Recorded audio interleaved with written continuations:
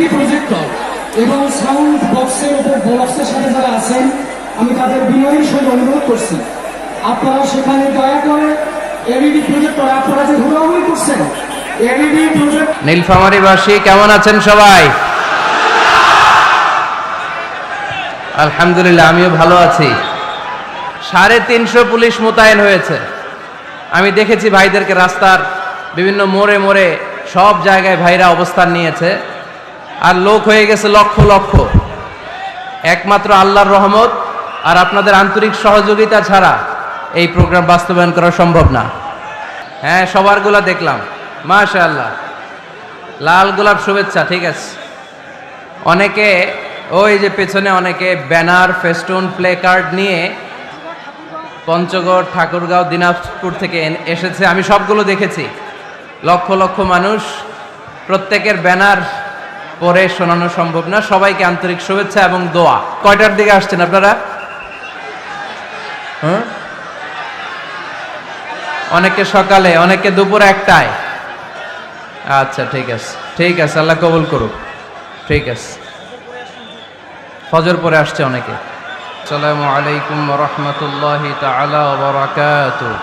নীলফামারীবাসী কেমন আছেন সবাই? আলহামদুলিল্লাহ, আমিও ভালো আছি। এই যে বাম দিকে আর ডান দিকে এই ধাক্কা চলতে থাকলে মারা যাবে মানুষ এখানে। মেহেরবানি করে ধাক্কাধাক্কি করবেন না। আমি যখন আসছিলাম আমি দেখতে পেয়েছি অনেকগুলো প্রজেক্টর আছে, এলইডি আছে, অনেকগুলো এলইডি আছে, প্রজেক্টর আছে। মেহেরবানি করে আপনারা সেফ সাইডে যান, go to the safe zone. 350 police মোতায়েন হয়েছে। আমি দেখেছি ভাইদেরকে রাস্তার বিভিন্ন মোড়ে মোড়ে সব জায়গায় ভাইরা অবস্থান নিয়েছে, আর লোক হয়ে গেছে লক্ষ লক্ষ। একমাত্র আল্লাহর রহমত আর আপনাদের আন্তরিক সহযোগিতা ছাড়া এই প্রোগ্রাম বাস্তবায়ন করা সম্ভব না। আমি দেখে দেখে এসেছি কি গ্যাদারিং, কি হিউজ ক্রাউড। এই জায়গাটাতে ধাক্কাধাক্কি করলে পুলিশ ভাইরা কি করবে? এখানে ধাক্কা কেন? মেহেরবানি করে বসে যাবেন, বসে যাবেন। হ্যাঁ, দেখেছি, পোস্টার দেখেছি। হ্যাঁ, সবারগুলা দেখলাম, মাশাআল্লাহ। লাল গোলাপ শুভেচ্ছা, ঠিক আছে। অনেকে ওই যে পেছনে অনেকে ব্যানার, ফেস্টুন, প্লে কার্ড নিয়ে পঞ্চগড়, ঠাকুরগাঁও, দিনাজপুর থেকে এসেছে। আমি সবগুলো দেখেছি, লক্ষ লক্ষ মানুষ।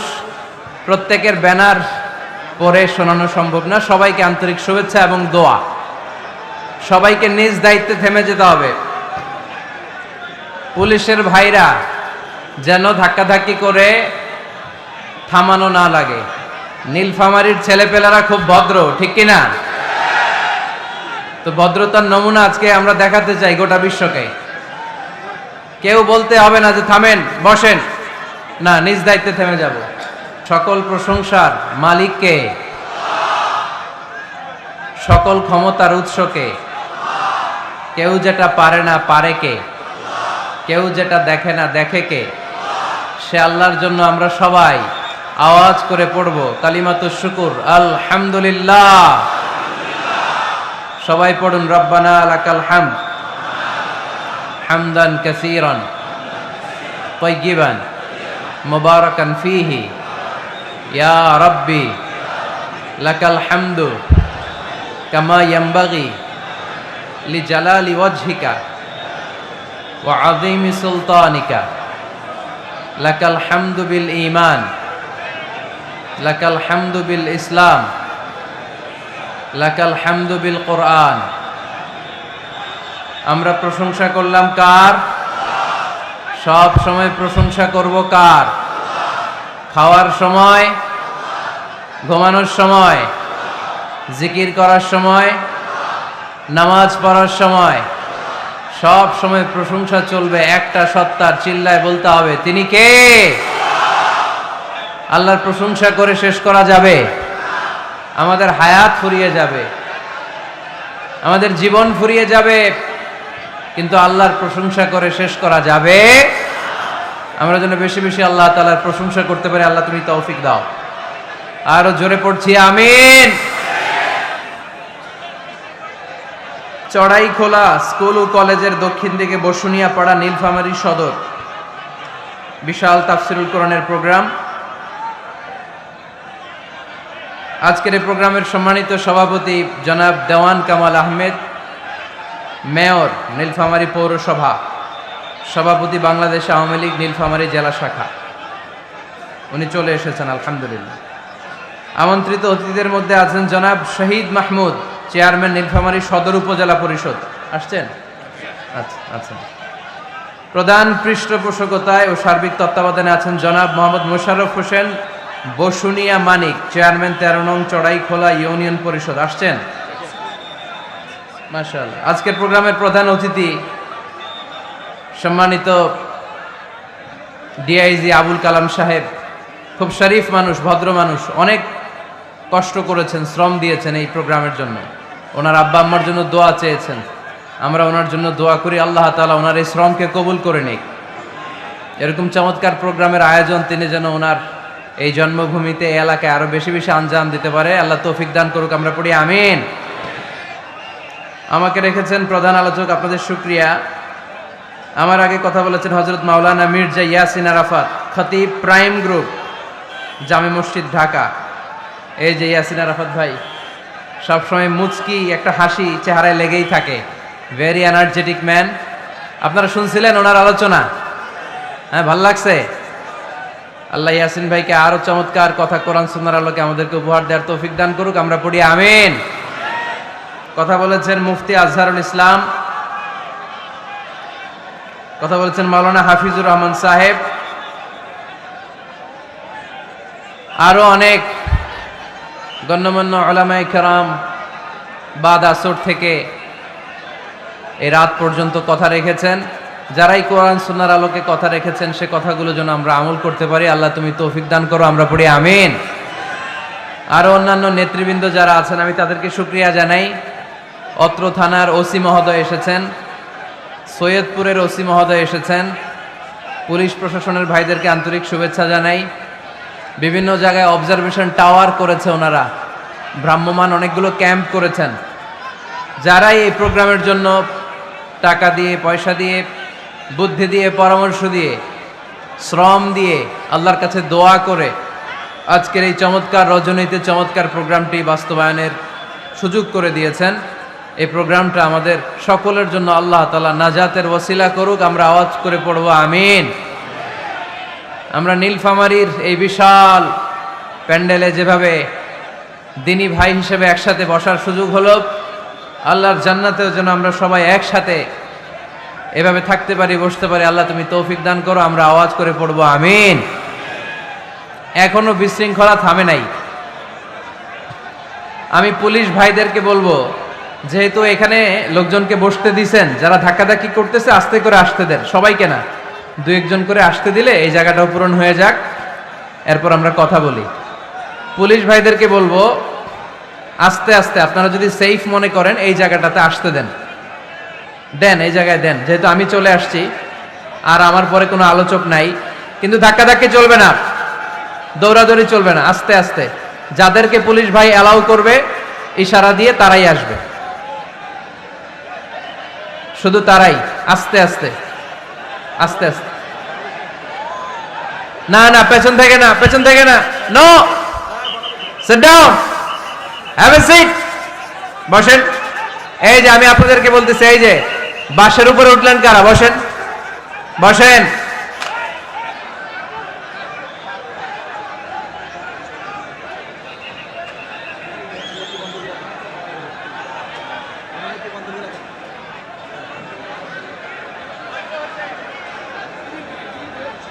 জি ডিবির ভাইয়ের, আমি দেখেছি আপনারা অনেক চেষ্টা করতেছেন, একটু দেখেন। আর এখানে আইন শৃঙ্খলার দায়িত্বে যে সমস্ত পুলিশ ভাইরা আছেন, আস্তে আস্তে আস্তে আস্তে স্বল্প পরিসরে, সবাই আসলে এখানে ক্যামেরাম্যানদের সমস্যা হবে, আস্তে আস্তে ঢুকায় দেন, জায়গা আছে, এখানে জায়গা আছে, দেন দেন, আস্তে আস্তে দেন।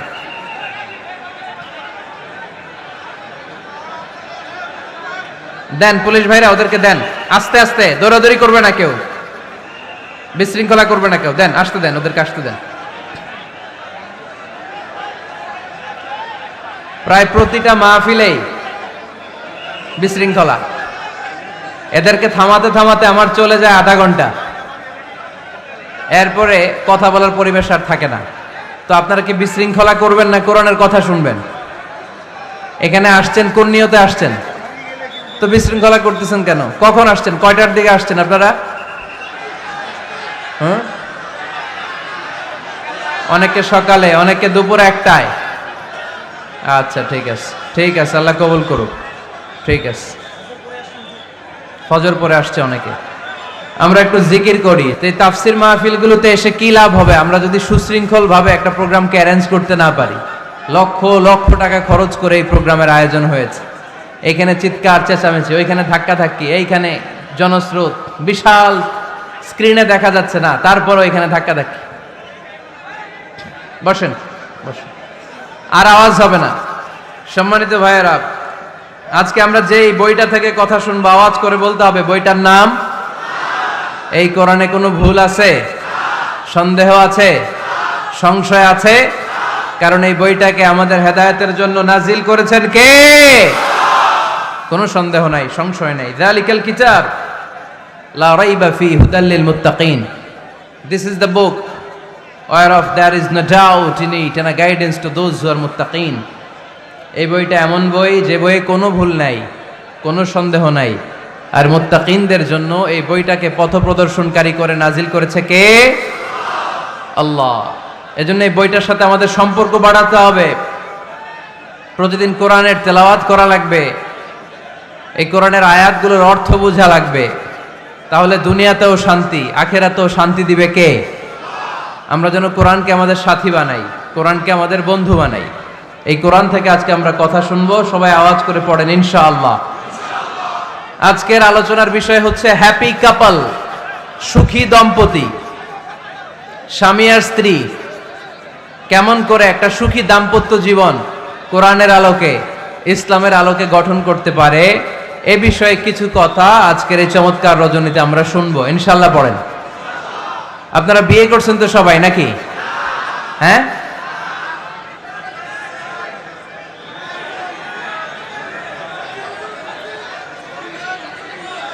করো নাই? বিয়ে করে নাই কে কে দেখি? হায় হায়, চেয়ারম্যান সাহেব কই? এগুলোর বিয়ে করে দিয়েন। এগুলোরে আপনার হাতে রেখে গেলাম, এই অবাকাগুলোরে মিলাই দিয়েন। বসেন। এই অবিবাহিতদের দুঃখ জ্বালা কেউ বুঝতে চায় না, ঠিক কিনা? বিয়ে করে ফেলবা। বিয়ে করলে নেয়ামত বাড়ায় দেয় কে? দারিদ্রতা থাকলে ধনাঢ্যতা দিয়ে দেয় কে? সবাই চাকরি করে বিয়ে করতে চায়, ব্যবসা ভালো হলে বিয়ে করতে চায়, কিন্তু জানেই না ব্যবসায় ভালো হওয়ার আর চাকরি পাওয়ার মাধ্যম হচ্ছে আগে বিয়ে করা। আগে কি করা? স্বাধীনতার স্থপতি বঙ্গবন্ধু শেখ মুজিবুর রহমান 18 বছর বয়সে বিয়ে করছে। কত বছর বয়সে? এক বর্ণনায় দেখলাম 14, আর এক বর্ণনায় দেখলাম 18। কাজী নজরুল ইসলাম অল্প বয়সে বিয়ে করছে।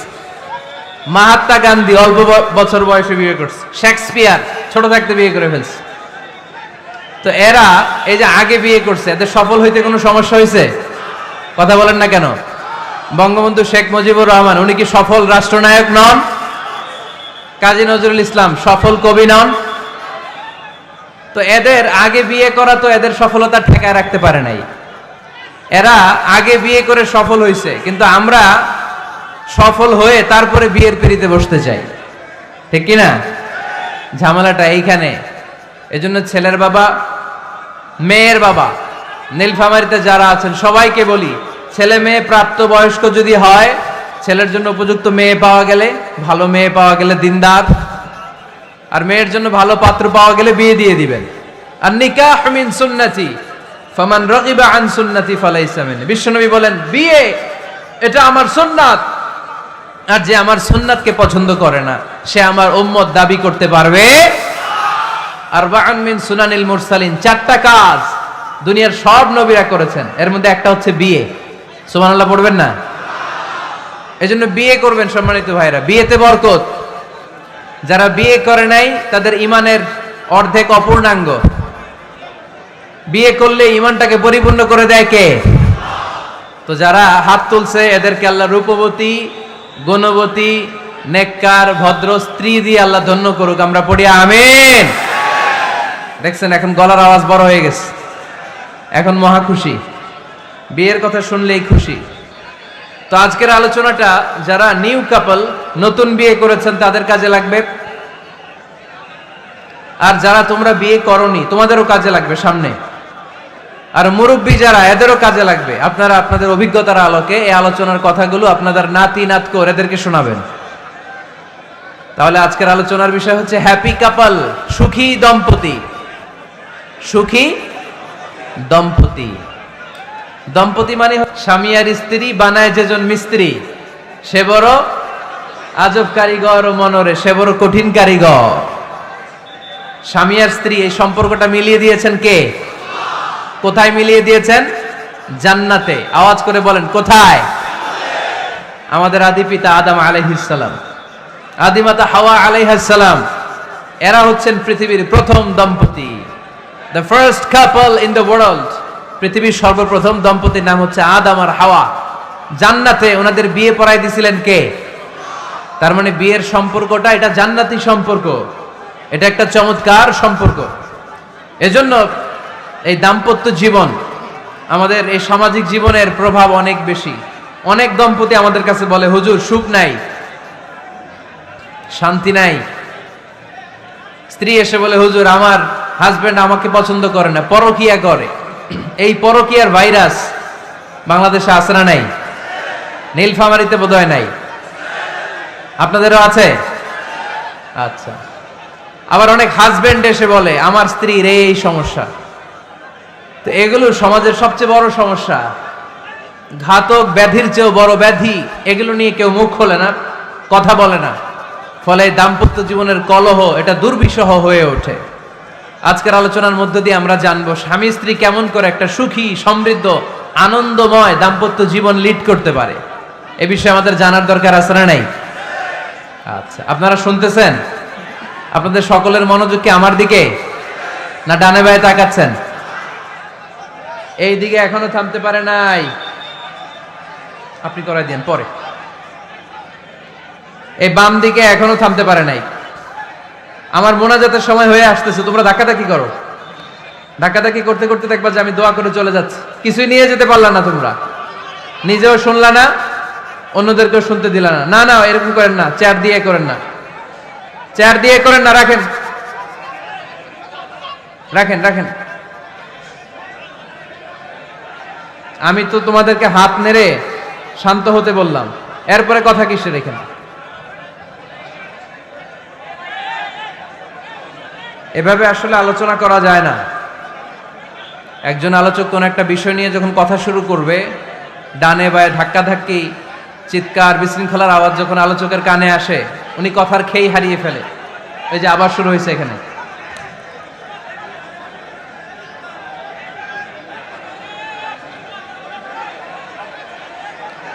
এই যে এখানে 50 জন হবে, আমার দিকে তাকাও। কি এখানে কি তোমাদের সমস্যা কি? এখানে কি জায়গা নাই? তো গো ব্যাক, পেছনে যাও, পেছনে যাও। ওই যে এলইডি আছে ওখানে বসে দেখো, ওখানে তো আমার আরো বড় দেখা যায়, ওখানে যেয়ে দেখো। এইখানে কি? প্রতিটা মাহফিলে এই আমার ডান দিকে এ বাম দিকে কয়েকশো ছেলে পেলে ধাক্কা ধাক্কি করে শেষ পর্যন্ত বিশৃঙ্খলা। আল্লাহ হায়াতে বাঁচায় রাখলে মার্চের 15 তারিখ পর্যন্ত আমি আলোচনা করব দেশে। আজকের এই ক্যামেরাম্যানদের কথা এটা ছড়ায় যাবে সব কমিটি। এই দুই দিকে ফাঁকা রাখবেন, এইখানে আপনাদের নিরাপত্তা কর্মী রাখবেন, কেউ থাকতে পারবে না এদিকে। সামনে যতদূর বসবে সব সামনে, এই জায়গা আমি ফাঁকা দেখতে চাই। সামনে আমার প্রোগ্রাম যেখানে হবে মেহেরবানি করে এটা আপনারা অ্যারেঞ্জ করবেন, কারণ এদের কারণে পুরো মাহফিলে বিশৃঙ্খলা। এই যে এখানে কয়েকশো লোক, এইদিকে কয়েকশো লোক, এরা কিন্তু শান্ত, এরা শান্ত। এই যে লক্ষ লক্ষ লোক জড়ো হয়েছে, এদের টাইমের দাম আছে। কি জবাব দিবা তোমরা আল্লাহর কাছে? কেন বিশৃঙ্খলা করো এখানে? একেবারে চুপ। সম্মানিত ভাইয়েরা, আমরা দাম্পত্য জীবনে সুখী হতে চাই কোরআন সুন্নাহর আলোকে। স্বামী স্ত্রীর সম্পর্কটা এটা একটা মধুর সম্পর্ক, ঠিক কিনা? স্বামী স্ত্রীর সম্পর্কটা কেমন জানেন? স্বামী স্ত্রীর সম্পর্কটা হচ্ছে হাত আর চোখের মতো। হাত ব্যথা পেলে চোখ দিয়ে পানি ঝরে, আবার চোখ দিয়ে পানি ঝরলে হাত সেই পানি মুছে দেয়, ঠিক কিনা? স্বামী আর স্ত্রীর সম্পর্কটা এরকম হবে, হাত আর চোখ।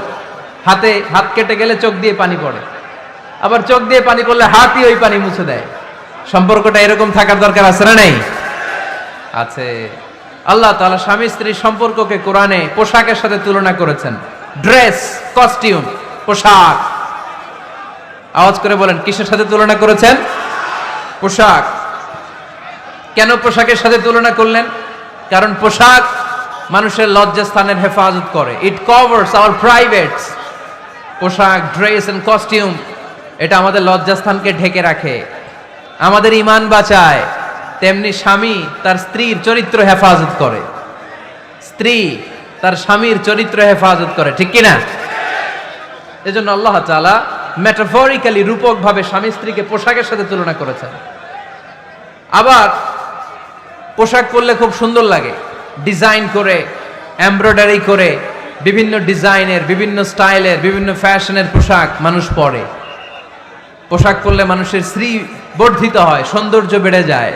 ঠিক তেমনি নারীর চোখে পুরুষ সুন্দর, পুরুষের চোখে নারী সুন্দর, ঠিক কিনা? পোশাকের 3 নাম্বার কাজ হচ্ছে পোশাক মানুষকে কমফোর্ট দেয়, আরাম। এই যে শীতকালে আপনারা অনেকে ব্লেজার পরে আসছেন, অনেকের গলায় মাফলার, অনেকের গায়ে চাদর, আরাম লাগে না? কথা বলেন না কেন? লাগে। আবার গ্রীষ্মকালে এই মাফলার পরে কেউ বের হয়? চৈত্র মাসে নীলফামারীতে জ্যাকেট পরেন কে কে দেখি? পরেন? পরেন না। এর কারণ চৈত্র মাসে পাতলা কাপড় পরতে হয়, কটনের, সুতির কাপড়। শীতকালে মোটা কাপড় আরাম লাগে, দেহটাকে প্রশান্ত করে দেয়। আবার গরমকালে সুতির, কটনের পাতলা কাপড় পরলে দেহটারে প্রশান্ত করে দেয়। ঠিক তেমনি স্ত্রী যখন স্বামীর সান্নিধ্য পায়, এই লাইটটা অফ থাকলে ভালো, অফ, এই লাইটটা অফ, পারলে এইটা অফ। স্ত্রী যখন স্বামীর সান্নিধ্য পায়, স্ত্রী প্রশান্ত হয়ে যায়। আবার স্বামী যখন স্ত্রীর সংস্পর্শ পায়, স্বামীর অন্তরটারে প্রশান্ত করে দেয় কে? এজন্য আল্লাহ তাআলা নারীকে বলেছেন, নারী তোমরা হচ্ছে পুরুষের পোশাক। আবার পুরুষদেরকে বলেছেন, ও পুরুষরা তোমরা নারীদের পোশাক। পড়েন আল্লাহু আকবার। রব্বুল আলামিন বলেন, হুন্না লিবাসুল লাকুম ওয়া আনতুম লিবাসুল লাহুন। ও নারীরা, তোমরা তোমাদের স্বামীদের পোশাক, আর তোমাদের স্বামীরা হলো তোমাদের পোশাক। পোশাক যেমনি লজ্জাস্থানকে ঢেকে রাখে, ঈমান ইজ্জতের হেফাজত করে, আব্রু ঢেকে রাখে, তেমনি স্বামী তার স্ত্রীর চরিত্রের হেফাজত করে, স্ত্রী তার স্বামীর চরিত্রের হেফাজত করে। পোশাক যেমনি সুন্দর, স্ত্রীর চোখে স্বামী সুন্দর, স্বামীর চোখে স্ত্রী সুন্দর। পোশাক যেমনি মানুষকে আরাম দেয়, প্রশান্ত করে দেয়, স্বামী আর স্ত্রী একে অপরের সংস্পর্শ পেলে তাদের হৃদয়টাও প্রশান্ত হয়ে যায়, ঠিক কিনা? এজন্য আল্লাহ তাআলা পোশাকের সাথে তুলনা করেছেন। পোশাক একে অপরের পোশাক। পোশাক চামড়ার সাথে লেগে থাকে না, আলাদা থাকে। তার মানে স্বামী স্ত্রীর সম্পর্কটা এরকম, মিলেমিশে ভালোবেসে একাকার, ঠিক কিনা? আর নিসাউ শাকাইকুর রিজাল, নারীরা পুরুষদের কাউন্টার পার্ট। নারী হচ্ছে পুরুষের সহযোগী। এই পৃথিবীর এই সভ্যতা, এই সিভিলাইজেশন, এই উন্নয়নের ডেভেলপমেন্ট, এটা শুধু পুরুষরা করে নাই। এই উন্নয়নের অংশীদারিত্বে আমাদের বোনদের, নারীদেরও হাত আছে না নাই? এজন্য কাজী নজরুল বলেছেন, এ বিশ্বে যা কিছু সুন্দর চিরকল্যাণকর, অর্ধেক তার করিয়াছে নারী, অর্ধেক তার নর। চিল্লায় বলেন ঠিক কিনা? এজন্য এই মহাবিশ্বের এই সভ্যতায় আপনাদের যেমনি অবদান, আমাদের বোনদেরও অবদান আছে না নাই? আছে। স্বামী স্ত্রী এই দুজন মিলে এই বিশ্ব সভ্যতা তৈরি হয়েছে। এজন্য দুজনের মধ্যে সম্পর্ক হবে পোশাকের মতো। পোশাক যেমনি দেহের সাথে লেগে থাকে, স্বামী স্ত্রীর মধ্যে এরকম সুসম্পর্কের দরকার আছে না নাই? আছে। আজকে আমরা জানার চেষ্টা করব কি করে স্বামী আর স্ত্রীর মধ্যে এই সুসম্পর্ক বাড়ানো যায়, ইনক্রিজ করা যায়। কি করে আমাদের মধ্যে মারামারি, কাটাকাটি, ঝগড়া, ডিভোর্স, এই রেটটা কমানো যায়, এ ব্যাপারে আমাদের জানার দরকার আছে না নাই? ইসলামী শরিয়া স্বামী স্ত্রী প্রত্যেককে ইন্ডিভিজুয়ালি আলাদা আলাদা কিছু দায়িত্ব দিয়েছে। স্বামীকে কিছু দায়িত্ব দিয়েছে, আবার স্ত্রীকে কিছু দায়িত্ব দিয়েছে, আবার উভয়কে কিছু দায়িত্ব দিয়েছে। আমরা শুরুতে স্বামী স্ত্রীর উভয়কে আল্লাহ তাআলা কি দায়িত্ব দিয়েছে এটা জানবো। তারপরে স্ত্রীদেরকে আল্লাহ তাআলা কি দায়িত্ব দিয়েছেন সেটা জানবো। সবশেষে স্বামীদেরকে আল্লাহ তাআলা কি দায়িত্ব দিয়েছে সেটা জানবো। এই দায়িত্বগুলো পালন করার মধ্য দিয়ে দাম্পত্য জীবনকে সুখময় করে দিবে কে? আল্লাহ। শুরুতে আমরা জানবো দ্য কালেকটিভ রেসপন্সিবিলিটি, যৌথ দায় দায়িত্ব কি আছে স্বামী আর স্ত্রীর, কেমন করে দাম্পত্য জীবনকে সুখময় শান্তিময় করতে হয়।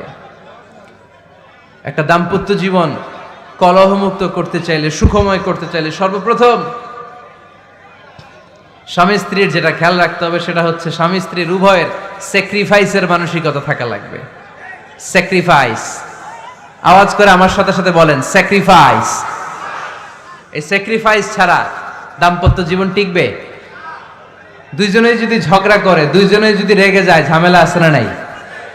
স্বামী রেগে গেলে স্ত্রীকে থেমে যেতে হয়, আবার স্ত্রী রেগে গেলে স্বামীকে থেমে যেতে হয়। স্বামীও যদি রেগে যায়, স্ত্রীও যদি রেগে যায়, তাহলে তৃতীয় বিশ্বযুদ্ধ বেঁধে যাবে, ঠিক কিনা? এই জন্য রেগে গেলেন তো হেরে গেলেন, রাগা যাবে না। স্বামী যদি রেগে যায়, স্ত্রী থেমে যেতে হবে। স্ত্রী যদি রেগে যায়, স্বামী থেমে যেতে হবে। এটাই দাম্পত্য জীবনের সুখ আর সমৃদ্ধির মূল ফর্মুলা। স্যাক্রিফাইস করতে হবে। এর কারণ আপনি যদি দোষ খুঁজতে শুরু করেন, দোষ ছাড়া পৃথিবীতে মানুষ নাই, ঠিক কিনা? No one is perfect in this world. এই পৃথিবীতে কেউই পারফেক্ট না।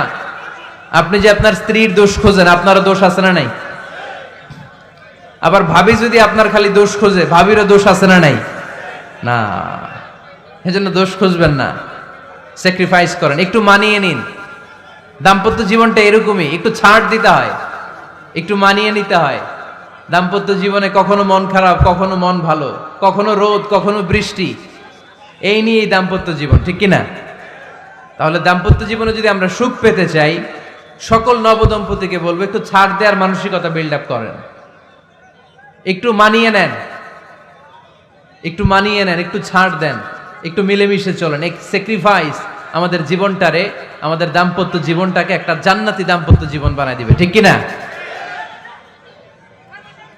দাম্পত্য জীবনকে সুখী করার 2 নাম্বার ফর্মুলা হচ্ছে ঝগড়া করা যাবে না। আপনারা ঝগড়া করেন নাকি? হ্যাঁ, বউয়ের সাথে ঝগড়া করেন না এরকম বিবাহিত পুরুষ কে কে আছেন দেখি এখানে? হাত তুলছে অনেকে। বিশ্বাস হয় আপনাদের? হ্যাঁ, অনেক ঝগড়া। হ্যাঁ, আচ্ছা, মেয়েরা বেশি করে? না না, এই মহিলা প্যান্ডেল আছে এদিকে, এদেরকে জিজ্ঞেস করলে বলবে সব দোষ আপনাদের, আর আপনারা দোষ দিচ্ছেন এদের। তো ঝগড়া করবেন না, মেহরবানি করে সম্মানিত ভাইরা, ঝগড়া করবেন না।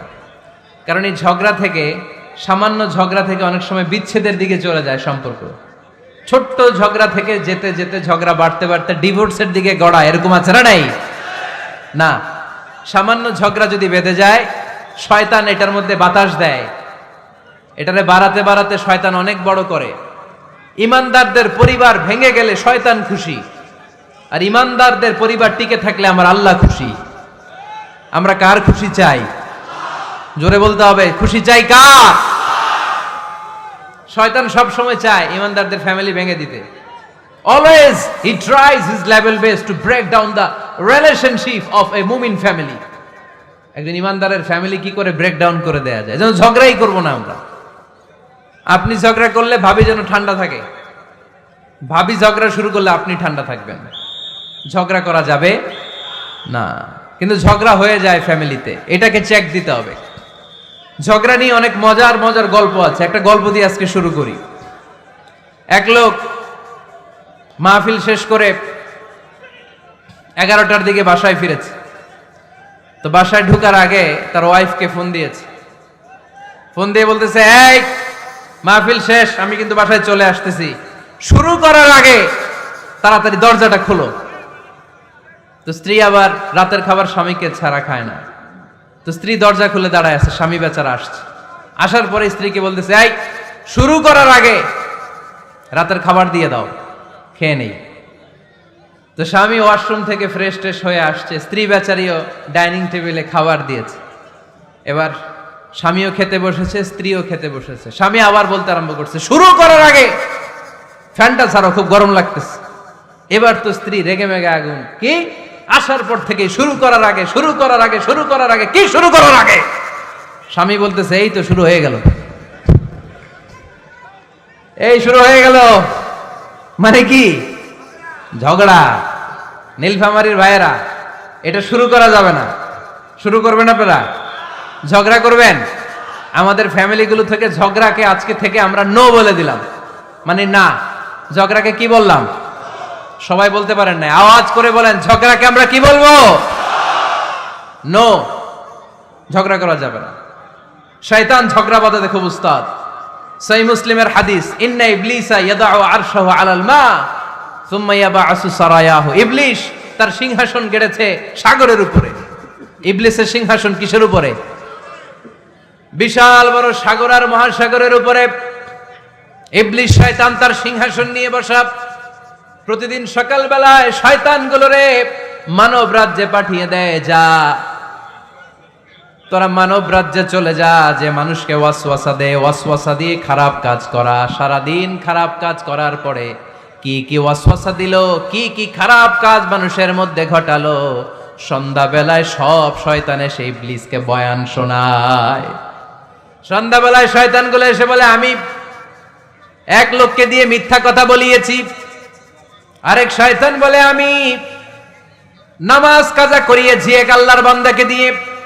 আরেকজন বলে, আমি ওজনে কম দিয়েছি। আরেকজন বলে, আমি সুদের ব্যবসার মধ্যে টাকা লাগানোর ব্যবস্থা করে দিয়েছি। এক একজন এক একটা ওয়াসওয়াসা দিয়ে আল্লাহর মুমিন বান্দাদেরকে ধোঁকা দিয়েছে। এগুলোর ফিরিস্তি এসে সব শয়তানেরা ইবলিসকে শোনায়, কিন্তু কোনো কথাতে ইবলিসের মন ভরে না। কোন শয়তান এসে বলে, আমি তো এমন মদের আড্ডাখানায় নিয়ে গেছি আল্লাহর বান্দাদেরকে, এগুলো নামাজই পড়ে নাই, খালি মদ খাইছে।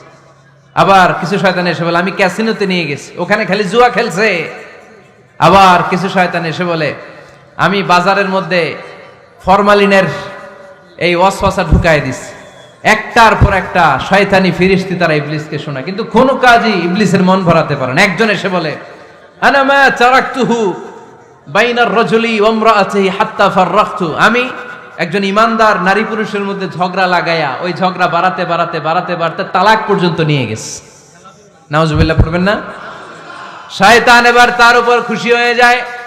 সব শয়তানগুলোকে ঠেলে ইবলিস এই শয়তানকে কাঁধে তুলে নাচতে শুরু করে দেয়। কারণ মুমিন বান্দার সংসার যদি ভেঙে যায় শয়তান খুশি হয়ে যায়, আর মুমিন বান্দার সংসার টিকে থাকলে খুশি হয়ে যায় কে? এজন্য নীলফামারীর ভাইয়েরা, ঝগড়া করা যাবে না। দাম্পত্য জীবনকে সুখী করতে চাইলে ঝগড়াকে আমরা নো বলে দিব। ঝগড়া অনেক সময় হবে, কিন্তু এটাকে বাড়তে দেয়া যাবে না, এটাকে আমরা স্পেস দিব না, ওইখানে থামায় দিতে হবে। রাজি আছেন তো সবাই? আল্লাহ রাসূল সাল্লাল্লাহু আলাইহি ওয়াসাল্লামের ফ্যামিলিতে ঝগড়া হতো। আম্মা জান আয়েশা রাদিয়াল্লাহু তাআলা আনহার সাথে আল্লাহ রাসূল সাল্লাল্লাহু আলাইহি ওয়াসাল্লামের ঝগড়া হতো, হাদিসে পাওয়া যায়। কিন্তু এগুলো ছিল মধুর ঝগড়া, সুন্দর ঝগড়া। সুবহানাল্লাহ পড়েন।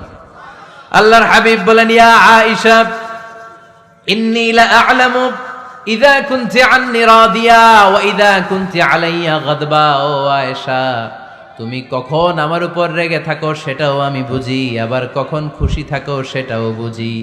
আম্মা জান আয়েশা বললেন, ইয়া রাসূলুল্লাহ, ইয়া হাবিবাল্লাহ, কেমন করে আপনি বুঝেন যে আমি আপনার উপর রেগে আছি, আবার কেমন করে আপনি বুঝেন আমি আপনার উপর সন্তুষ্ট আছি? বিশ্বনবী বললেন, আয়েশা, তুমি যখন আমার উপরে খুশি থাকো, আমার উপর যখন তুমি রাজি থাকো, তখন তুমি দোয়ার সময় এইভাবে দোয়া করো, ওয়া রব্বি মুহাম্মাদ, মুহাম্মাদের রব, আপনি আমাদের সব গুনাহগুলো মাফ করে দেন। আর যখন তুমি আমার উপর রেগে থাকো, তখন তুমি আমার নামটা মুখ দিয়ে উচ্চারণ করো না। ও আয়েশা, তখন তুমি দোয়ার সময় বলতে থাকো, ওয়া রব্বি ইব্রাহিম, ইব্রাহিমের রব, আপনি আমাদের সব গুনাহগুলো মাফ করে দেন।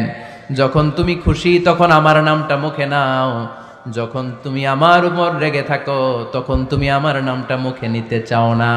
আম্মা জান আয়েশা বললেন, ইয়া রাসূলুল্লাহ, ইয়া হাবিবাল্লাহ, মা আহজুরু ইল্লা ইসমাক, আমি শুধু আমার মুখ থেকে আপনার নামটারে সরায় রাখি, আমার হৃদয় থেকে কোনোদিন আপনারে সরাতে পারি না।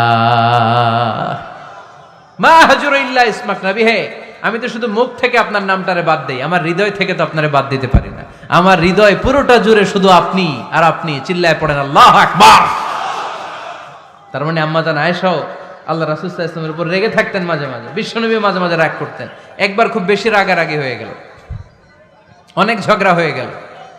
এবার আল্লাহ রাসূল সাল্লাল্লাহু আলাইহি ওয়াসাল্লাম খেয়াল করলেন না, এত ঝগড়া তো করা ঠিক হবে না। তখন আল্লাহর হাবিব সাল্লাল্লাহু আলাইহি ওয়াসাল্লাম বললেন, আয়েশা চলো মিটমাট করি। কি করি? হ্যাঁ, মিউচুয়াল করি না, মিটমাট। এই যে ঝগড়া লাগলে আবার যে মিলায়া দেয়, এটা কি বলেন আপনারা নীলফামারীতে?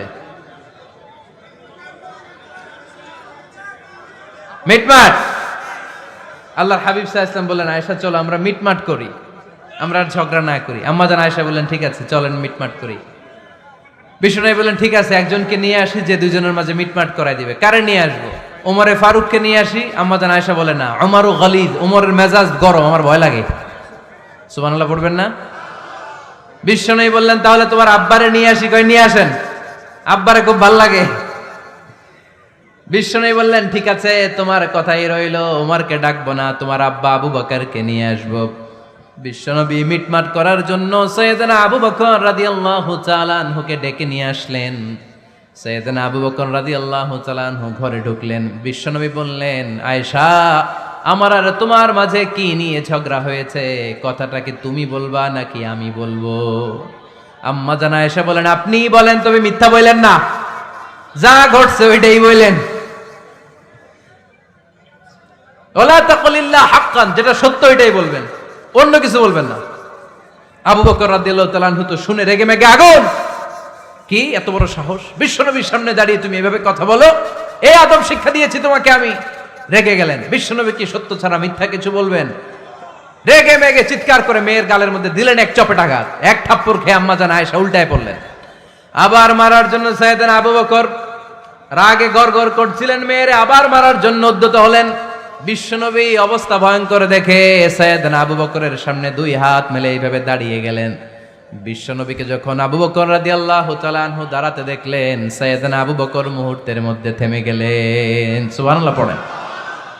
সাইয়েদনা আবু বকর রাদিয়াল্লাহু তাআলা আনহু ঘর থেকে বের হয়ে গেলেন। এবার বিশ্বনবী আম্মা জান আয়েশার কাছে যেয়ে বলেন, ও আয়েশা দেখো, আমি তোমারে মাইর থেকে বাঁচাইলাম।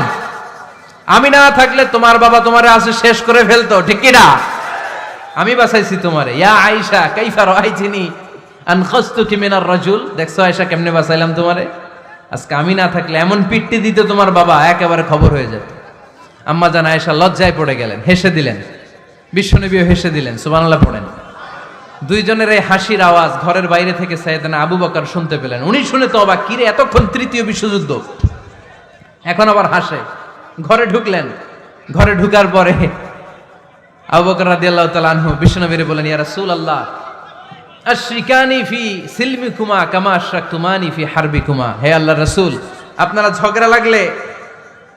দুইজন ঝগড়া লাগলে মিটমাট করার জন্য আমারে যেমনি ডাকেন, আপনারা যখন সুখ আনন্দ আর হাসাহাসিতে ব্যস্ত থাকেন, ওই হাসির সময়গুলোতে শেয়ার করার জন্য তখনও আমার একটু ডাইকেন। পড়েন সুবহানাল্লাহ।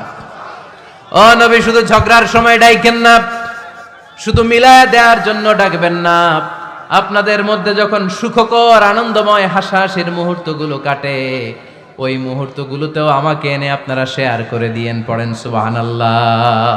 মুসনাদে আহমদ ইবনে হাম্বলের হাদিস। এই হাদিস প্রমাণ করে আল্লাহ রাসূল সাল্লাল্লাহু আলাইহি ওয়াসাল্লামের ঘরেও ঝগড়া হতো স্ত্রীদের সাথে, তবে মধুর ঝগড়া, শিক্ষণীয় ঝগড়া। আওয়াজ করে বলতে হবে, ঠিক কি না? এজন্য ঝগড়া হবে, কিন্তু ঝগড়াকে বাড়তে দেয়া যাবে। তাহলে দাম্পত্য জীবন সুখময় করতে চাইলে 1 নম্বরে স্যাক্রিফাইস, 2 নম্বরে ঝগড়াকে আমরা কি বলে দিছি আজকে? বলে গেছি। ঝগড়াকে কি বলবো? নো। তাসলিমা নামে একটি মেয়ে হারিয়ে গেছে। ওসি সাহেব বলেছেন পিছনে পুলিশের কাছে যদি পাঠিয়ে দিতে পারেন ভালো হয়। ছোট্ট মেয়ে দেখলে জিজ্ঞেস করবেন তোমার নাম কি, যদি বলে তাসলিমা, 6 বছর বয়স, ওকে পাঠিয়ে দিবেন। 3 নাম্বার, দাম্পত্য জীবন সুখময় করতে চাইলে দাম্পত্য জীবনের কোনো গোপন কথা কারোর সাথে শেয়ার করা যাবে না। এটা কবিরা গুনাহ, এটাকে হারাম বলে ঘোষণা দিয়েছে কে? এটাকে বিষ্ণু বলেছেন আযমুল আমানা। স্বামী স্ত্রীর মধ্যে যে অন্তরঙ্গ মুহূর্ত কাটে, এই মুহূর্তগুলোর কথা কারোর সাথে শেয়ার করা যাবে? নীলফামারীর যুবক ভাইরা চিল্লায় বলে, এগুলো শেয়ার করা যাবে? বিষ্ণু বললেন খবরদার, এটা আযমুল আমানা। স্বামীর সবকিছু স্ত্রীর কাছে আমানত, স্ত্রীর সবকিছু স্বামীর কাছে আমানত। আবার বিশ্বনবী বলেছেন, যারা স্বামী স্ত্রীর গোপন দাম্পত্য জীবনের কথা অন্যের কাছে শেয়ার করে দেয়, তারা হলো আশারুন নাস, পৃথিবীর মধ্যে সবচাইতে নিকৃষ্ট মানুষ। এরা নিকৃষ্ট, এদের চাইতে নিকৃষ্ট আর কেউ হতে পারে না। উলাইকা কাল আনআম বাল হুম আদাল, এরা পশুর চাইতেও নিকৃষ্ট, যারা স্বামী স্ত্রীর প্রাইভেট কথা, পার্সোনাল কথা মানুষের কাছে বলে বেড়ায়। আর সিবাউ হারাম, এই গোপনীয় সব কথাগুলোকে অন্যের কাছে প্রকাশ করা হারাম করেছে কে? চিল্লায় বলতে হবে কে? তাহলে খবরদার, নিজেদের দাম্পত্য জীবনের কোনো কিছু অন্যের সাথে শেয়ার করবেন না। আমাদের বোনরা অনেক সময় একসাথে বসলে পেটের কথা, পিঠের কথা সব বলে ফেলায়, আছে না নাই? না বোনেরা, সব শেয়ার করলেও আপনাদের দাম্পত্য জীবনের কোনো কথা কখনো কারোর সাথে শেয়ার করতে পারবেন না। 4 নাম্বার ফর্মুলা হচ্ছে অহেতুক সন্দেহ পরিহার করতে হবে। অনেক স্ত্রী আছে স্বামীরা খালি সন্দেহ করে, আছে না নাই? নীলফামারীতে এই সমস্যা নাই? আছে, এই যে ভুক্তভোগী পাওয়া গেছে, আছে না নাই? আছে, খালি সন্দেহ করে। এই তুমি ওদিকে তাকাইলে কেন, ওই বেডের দিকে তাকাইলে কেন, এই তোমার মোবাইল দাও, কারে ফোন দিলা দেখি, এই ফেসবুকের পাসওয়ার্ড দাও দেখি কি করছে, দেখি মেসেঞ্জারে কার সাথে চ্যাটিং করছে, আছে না নাই? এই যে অহেতুক সন্দেহ আপনার ফ্যামিলিটারে জাহান্নামের টুকরা বানায় দিবে। আবার অনেক স্বামী আছে স্ত্রীকে খালি সন্দেহ করে, এদিকে তাকালে সন্দেহ করে, ওদিকে তাকালে সন্দেহ করে, বাসায় থাকলেও সন্দেহ, বাইরে গেলেও সন্দেহ, এরকম আছে না নাই? না, অহেতুক সন্দেহ এটা পরিহার করবেন। এই সন্দেহ খুব খারাপ জিনিস। আমি ব্যক্তিগতভাবে অনেক কেস এরকম হ্যান্ডেল করেছি। এসে বলে হুজুর খালি সন্দেহ করে, এটা একটা রোগ, এটা কি আপনার ফ্যামিলিটারে শেষ করে দেবে। এজন্য অহেতুক সন্দেহ পরিহার করবেন। হ্যাঁ, সত্যি যদি পরকীয়ার কোনো ঘটনা ঘটে থাকে ওটা নিয়ে বসেন, ফেস টু ফেস কথা বলেন, ফ্যামিলি মিটিং করেন, সরাসরি সেটেল করার চেষ্টা করেন। কিন্তু অহেতুক সন্দেহ একটা রোগ, এই রোগ থেকে আল্লাহ তুমি দাম্পত্য জীবনকে বাঁচাও, আমরা আওয়াজ করে পড়বো আমিন। 5 নাম্বার, স্বামী স্ত্রী একে অপরকে আল্লাহর বিধান স্মরণ করায় দিবে। স্বামী যদি ফজরের সময় ঘুমায় থাকে, স্ত্রীর ডেকে দেওয়ার দরকার আছে না নেই? আবার স্ত্রী যদি ঘুমায় থাকে, স্বামীর ডেকে দেওয়ার দরকার আছে না নেই? কোন স্বামী যাবে জান্নাতে, তার স্ত্রী যাবে জাহান্নামে, আবার স্ত্রী হবে জান্নাতি, স্বামী যাবে জাহান্নামে, এরকম আমরা চাই নাকি? আমরা যখন জান্নাতে যাব, আমার স্ত্রীর হাত ধরে একসাথে জান্নাতে ঢুকতে চাই, ঠিক কি না? আবার আমার স্ত্রী যখন জান্নাতে যাবে, সে একা ঢুকতে পছন্দ করবে? এজন্য আমরা দুনিয়াতে যেমনি এক ছাদের নিচে, এক জায়গায়, এক বাড়িতে, জান্নাতেও আমরা এক বাড়িতে থাকতে চাই। আওয়াজ করে বলতে হবে ঠিক কি না? এজন্য গবেষকরা বলেছে স্বামী স্ত্রীর ভালোবাসাটাকে তারা বলে লাভ পিরামিড। কি পিরামিড? লাভ পিরামিড। এই ত্রিভুজ আকৃতির। কিরে ভাই? আচ্ছা, লাভ পিরামিড, ত্রিভুজ আকৃতির, ট্রায়াঙ্গেল। আপনারা ত্রিভুজ চিনেন? কথা কয় না। ত্রিভুজের কয় কোণা? কয় কোণা? 3 কোণা। এই যে এরকম, তাই না? এজন্য স্বামী স্ত্রীর ভালোবাসাটাকে বলে লাভ পিরামিড। উপরের সমুচার মতো না, উপরে থাকে আল্লাহ, আর ডানে স্বামী, বায়ে স্ত্রী, এই 2 কোণায় স্বামী স্ত্রী, আর উপরের কোণায় আল্লাহ। স্বামী স্ত্রী যদি আল্লাহর আনুগত্যের দিকে যেতে চায়, যতই তারা, the couple come to Allah, they come closer to each other. তারা যদি আল্লাহর কাছাকাছি যায়, তারা নিজেরাও কাছাকাছি হয়, ঠিক কিনা? তারা আল্লাহর কাছে যেতে যেতে যেতে যেতে আল্লাহর ইবাদতে যদি একেবারে আল্লাহর কাছে চলে যায়, তারা নিজেরাও কাছাকাছি চলে যায়, ঠিক কিনা? তারা আল্লাহর আনুগত্য থেকে যত দূরে সরে, যত দূরে সরে, তারা নিজেরাও নিজেদের থেকে তত দূরে সরে পড়ে। চিল্লায় বলেন ঠিক কিনা? লাভ পিরামিড এটা। এজন্য the closer the couple comes to Allah, the closer the couple comes to each other. Couple স্বামী স্ত্রী আল্লাহর ভালোবাসা নিজের মধ্যে যত গাঢ় করবে, আল্লাহর আনুগত্য যত বেশি করবে, আল্লাহর ইবাদত যত করবে, নিজেরাও তত কাছাকাছি আসবে। আর আল্লাহরে যত ভুলবে, নিজেদের মধ্যে বড় বড় ফারাক করে দিবে কে? তাহলে এই 5টা বিষয় স্বামী স্ত্রীর উভয়ের উপর বর্তায়। এগুলো মেনে চললে দাম্পত্য জীবনকে সুখময় করে দিবে কে? আল্লাহ। এবার আমরা শুনবো আমাদের বোনদেরকে, যে ডান দিকে আমি শুনলাম আমাদের বোনদের বিশাল প্যান্ডেল, আছে না নাই? আচ্ছা, আজকে বোনদের দিয়ে শুরু করি। স্ত্রীদেরকে আল্লাহ কি দায়িত্ব দিয়েছে একটা ফ্যামিলিকে সুন্দর করতে, একটা দাম্পত্য জীবনকে সুন্দর করতে? স্ত্রীর 1 নম্বর দায়িত্ব হচ্ছে she should make a comfort to her husband. স্ত্রীর উচিত স্বামীর জন্য ঘরটাকে প্রশান্তির নীড় বানিয়ে রাখা। কি বানিয়ে রাখা? প্রশান্তির নীড়। স্ত্রী হওয়া উচিত এমন যাকে দেখলে স্বামীর চোখ জুড়ায়, স্বামীর প্রাণ জুড়িয়ে যায়, স্বামীর হৃদয়টা ঠান্ডা হয়ে যায়, ঠিক কিনা? আর স্ত্রীর দিকে তাকালে যদি মেজাজ গরম হয়ে যায়, মেজাজ খিটখিটে হয়ে যায়, ঝামেলা আছে না নাই? ঝামেলা আছে। এজন্য মেহেরবানি করে আমাদের বোনরা যারা, এমন কোনো কাজ করবেন না যেটা স্বামীর মেজাজকে খিটখিটে করে দেয়, কারণ আল্লাহ তাআলা আপনাদেরকে তৈরি করেছে লিতাসকুনু ইলাইহা, স্বামী আপনার কাছে গেলেই যেন তার হৃদয়টা প্রশান্ত হয়ে যায়, ঠিক কিনা? অনেক স্ত্রী আছে না জেনে না বুঝে স্বামীর সাথে এমন খিটখিটে মেজাজ দেখায় যেটা স্বামীর জন্য মেনে নেওয়া কষ্টকর। আমি একটা জরিপে পড়েছি, পৃথিবীর অনেক স্বামী স্ত্রীর কারণে হার্ট অ্যাটাক করে মারা যায়। আছে না নাই? এই তো ভুক্তভোগী পাওয়া গেছে। স্বামীর জন্য একটা ত্রাস হয়ে দাঁড়ায় স্ত্রী, ত্রাস। অনেক স্বামী আছে স্ত্রীর এরকম আচরণের কারণে, অতিরিক্ত প্রেসার ক্রিয়েট করার কারণে স্ত্রীদেরকে ভয় পায়। অবশ্য নীলফামারীর কোন স্বামী তার স্ত্রীরে ভয় পায় না। ভয় পায়? স্ত্রীরে ভয় পান কে কে দেখি?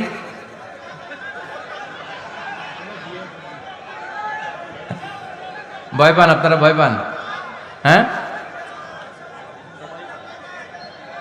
এক অফিসের বড় সাহেব তার স্ত্রীরে খুব ভয় পায়, প্রচন্ড ভয় পায়।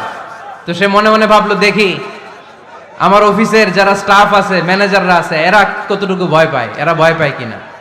তো একদিন সকালবেলা অফিসের সব স্টাফগুলোর একসাথে দাঁড় করায় বলতেছে, এই আপনারা যারা যারা আপনাদের স্ত্রীদেরকে ভয় পান তারা ডান দিকে যান, আর যারা স্ত্রীকে ভয় পান না এরা বাম দিকে যান।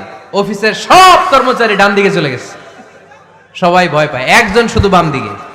বাম দিকে কয়জন ভয় পায় না, আর যারা ভয় পায় এরা ডান দিকে, ডান দিকে সবাই। তো বড় সাহেব ভাবছে, আলহামদুলিল্লাহ আমার অফিসে একজন হইলেও বীর পুরুষ আছে। তো বীর পুরুষের কাছে যেয়ে বলে, ঘটনা কি, আপনি মোটেও ভয় পান না? কয়, স্যার প্রতিদিন অফিস করার জন্য যখন ঘর থেকে বের হয় আমার বউ আমারে বলে দেয়, খবরদার সবাই যেদিকে যায় তুমি কিন্তু ওইদিকে যাইবা না, সবাই যেদিকে যায় তুমি ওইদিকে গেলে খবর আছে। বড় সাহেবকে খবরদার, এটা তো আরো ডরায়, ঠিক কিনা? এজন্য বোনদেরকে বলবো, লিতাসকুনু ইলাইহা, এমন ভাবে আপনি আপনার স্বামীর সামনে নিজেকে প্রেজেন্ট করেন যাকে আপনাকে দেখলে আপনার স্বামীর চোখ জুড়িয়ে যায়, হৃদয়টা প্রশান্ত হয়ে যায়, আপনাকে দেখলেই আপনাকে ভালোবাসতে মনে চায়, ঠিক কিনা? এজন্য রব্বুল আলামিন বলেন, আমি নারীদেরকে তৈরি করেছি লিতাসকুনু ইলাইহা, যেন পুরুষেরা স্ত্রীদের সংস্পর্শ যখন পায় পুরুষদের হৃদয়টারে প্রশান্ত করে দেয় কে? রব্বুল আলামিন বলেছেন, খাদিজার জন্য জান্নাতে আমি এমন একটা ঘর বানিয়েছি যেই ঘরের মধ্যে কোনো বিশৃঙ্খলা নাই। খাদিজার জন্য জান্নাতে এমন একটা প্রাসাদ আমি বানিয়েছি যেই প্রাসাদের মধ্যে কোনো আওয়াজ নাই, কোনো কোলাহল নাই, কোনো বিশৃঙ্খলা নাই। কারণ খাদিজা আমার নবীকে এমন একটা ঘর উপহার দিয়েছে যেই ঘরের মধ্যে কোনো বিশৃঙ্খলা ছিল না, আওয়াজও ছিল না। পড়েন সুবহানাল্লাহ। আল্লাহ রাসূল যখন সারাদিন কাফেরদের মাঝে কোরআনের দাওয়াত দিতেন, কোলাহল মারামারি জীবনের ঝুঁকি নিয়ে মক্কার কুরাইশদের মাঝে যখন দাওয়াত দিতেন, সব বিশৃঙ্খলা ঝামেলা গোলমাল শেষ করে রাতের বেলায় যখন খাদিজার ঘরে বিশ্বনবী ঢুকতেন, বিশ্বনবীর হৃদয়টারে প্রশান্ত করে দিত কে? আম্মাজান খাদিজা বিশ্বনবী সাল্লাল্লাহু আলাইহি ওয়াসাল্লামের জন্য এমন ঘর উপহার দিয়েছেন যেই ঘরে বিশ্বনবী আসলে বিশ্বনবীর হৃদয়টা ঠান্ডা হয়ে যেত। সুবহানাল্লাহ পড়েন। অনেক স্ত্রী আছে স্বামী ঘরে ঢুকলেই ঘরে আটা নাই, রুটি নাই, চাল নাই, ডাল নাই, এটা লাগবে ওইটা লাগবে, ওখানে যেতে হবে, একটার পর একটা ফিরিস্তি বলে বেড়ায়, আছে না নাই? না, এটা করবেন না। আপনার কি লাগবে এই সব দায় দায়িত্ব আল্লাহ তাআলা স্বামীকে দিয়েছে, স্বামীকে জানাবেন। তবে ধীরে সুস্থে, ধীরে সুস্থে স্বামীর জন্য ঘরটাকে এমন করে রাখতে হবে যেন ঘরে ঢুকলেই স্বামীর হৃদয়টারে প্রশান্ত করে দেয় কে? এজন্য স্ত্রীর প্রথম দায়িত্ব ঘরটারে প্রশান্তির নীর বানানো। এখানে কি আবার কি আবার কি এখানে মারামারি দুই দল নাকি?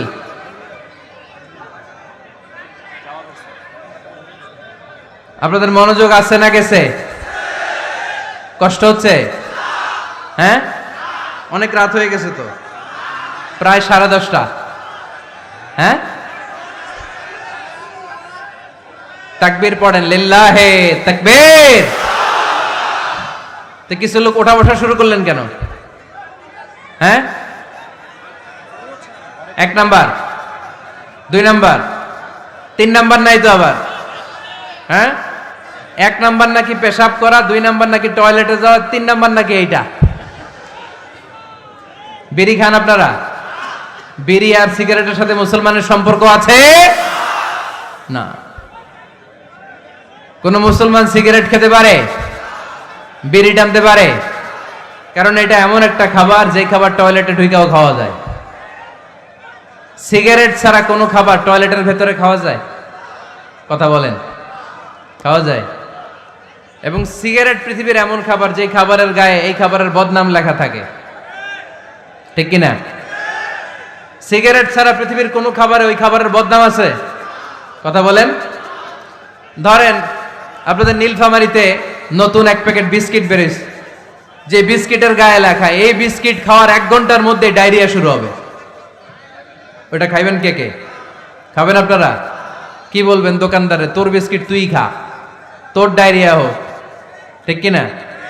কিন্তু সিগারেটের গায়ে কিন্তু লেখা থাকে স্মোকিং কজেস ক্যান্সার, ধূমপান স্বাস্থ্যের জন্য ক্ষতিকর, ধূমপান কর্কট রোগের কারণ, ধূমপান করলে এটা বিষপানের শামিল।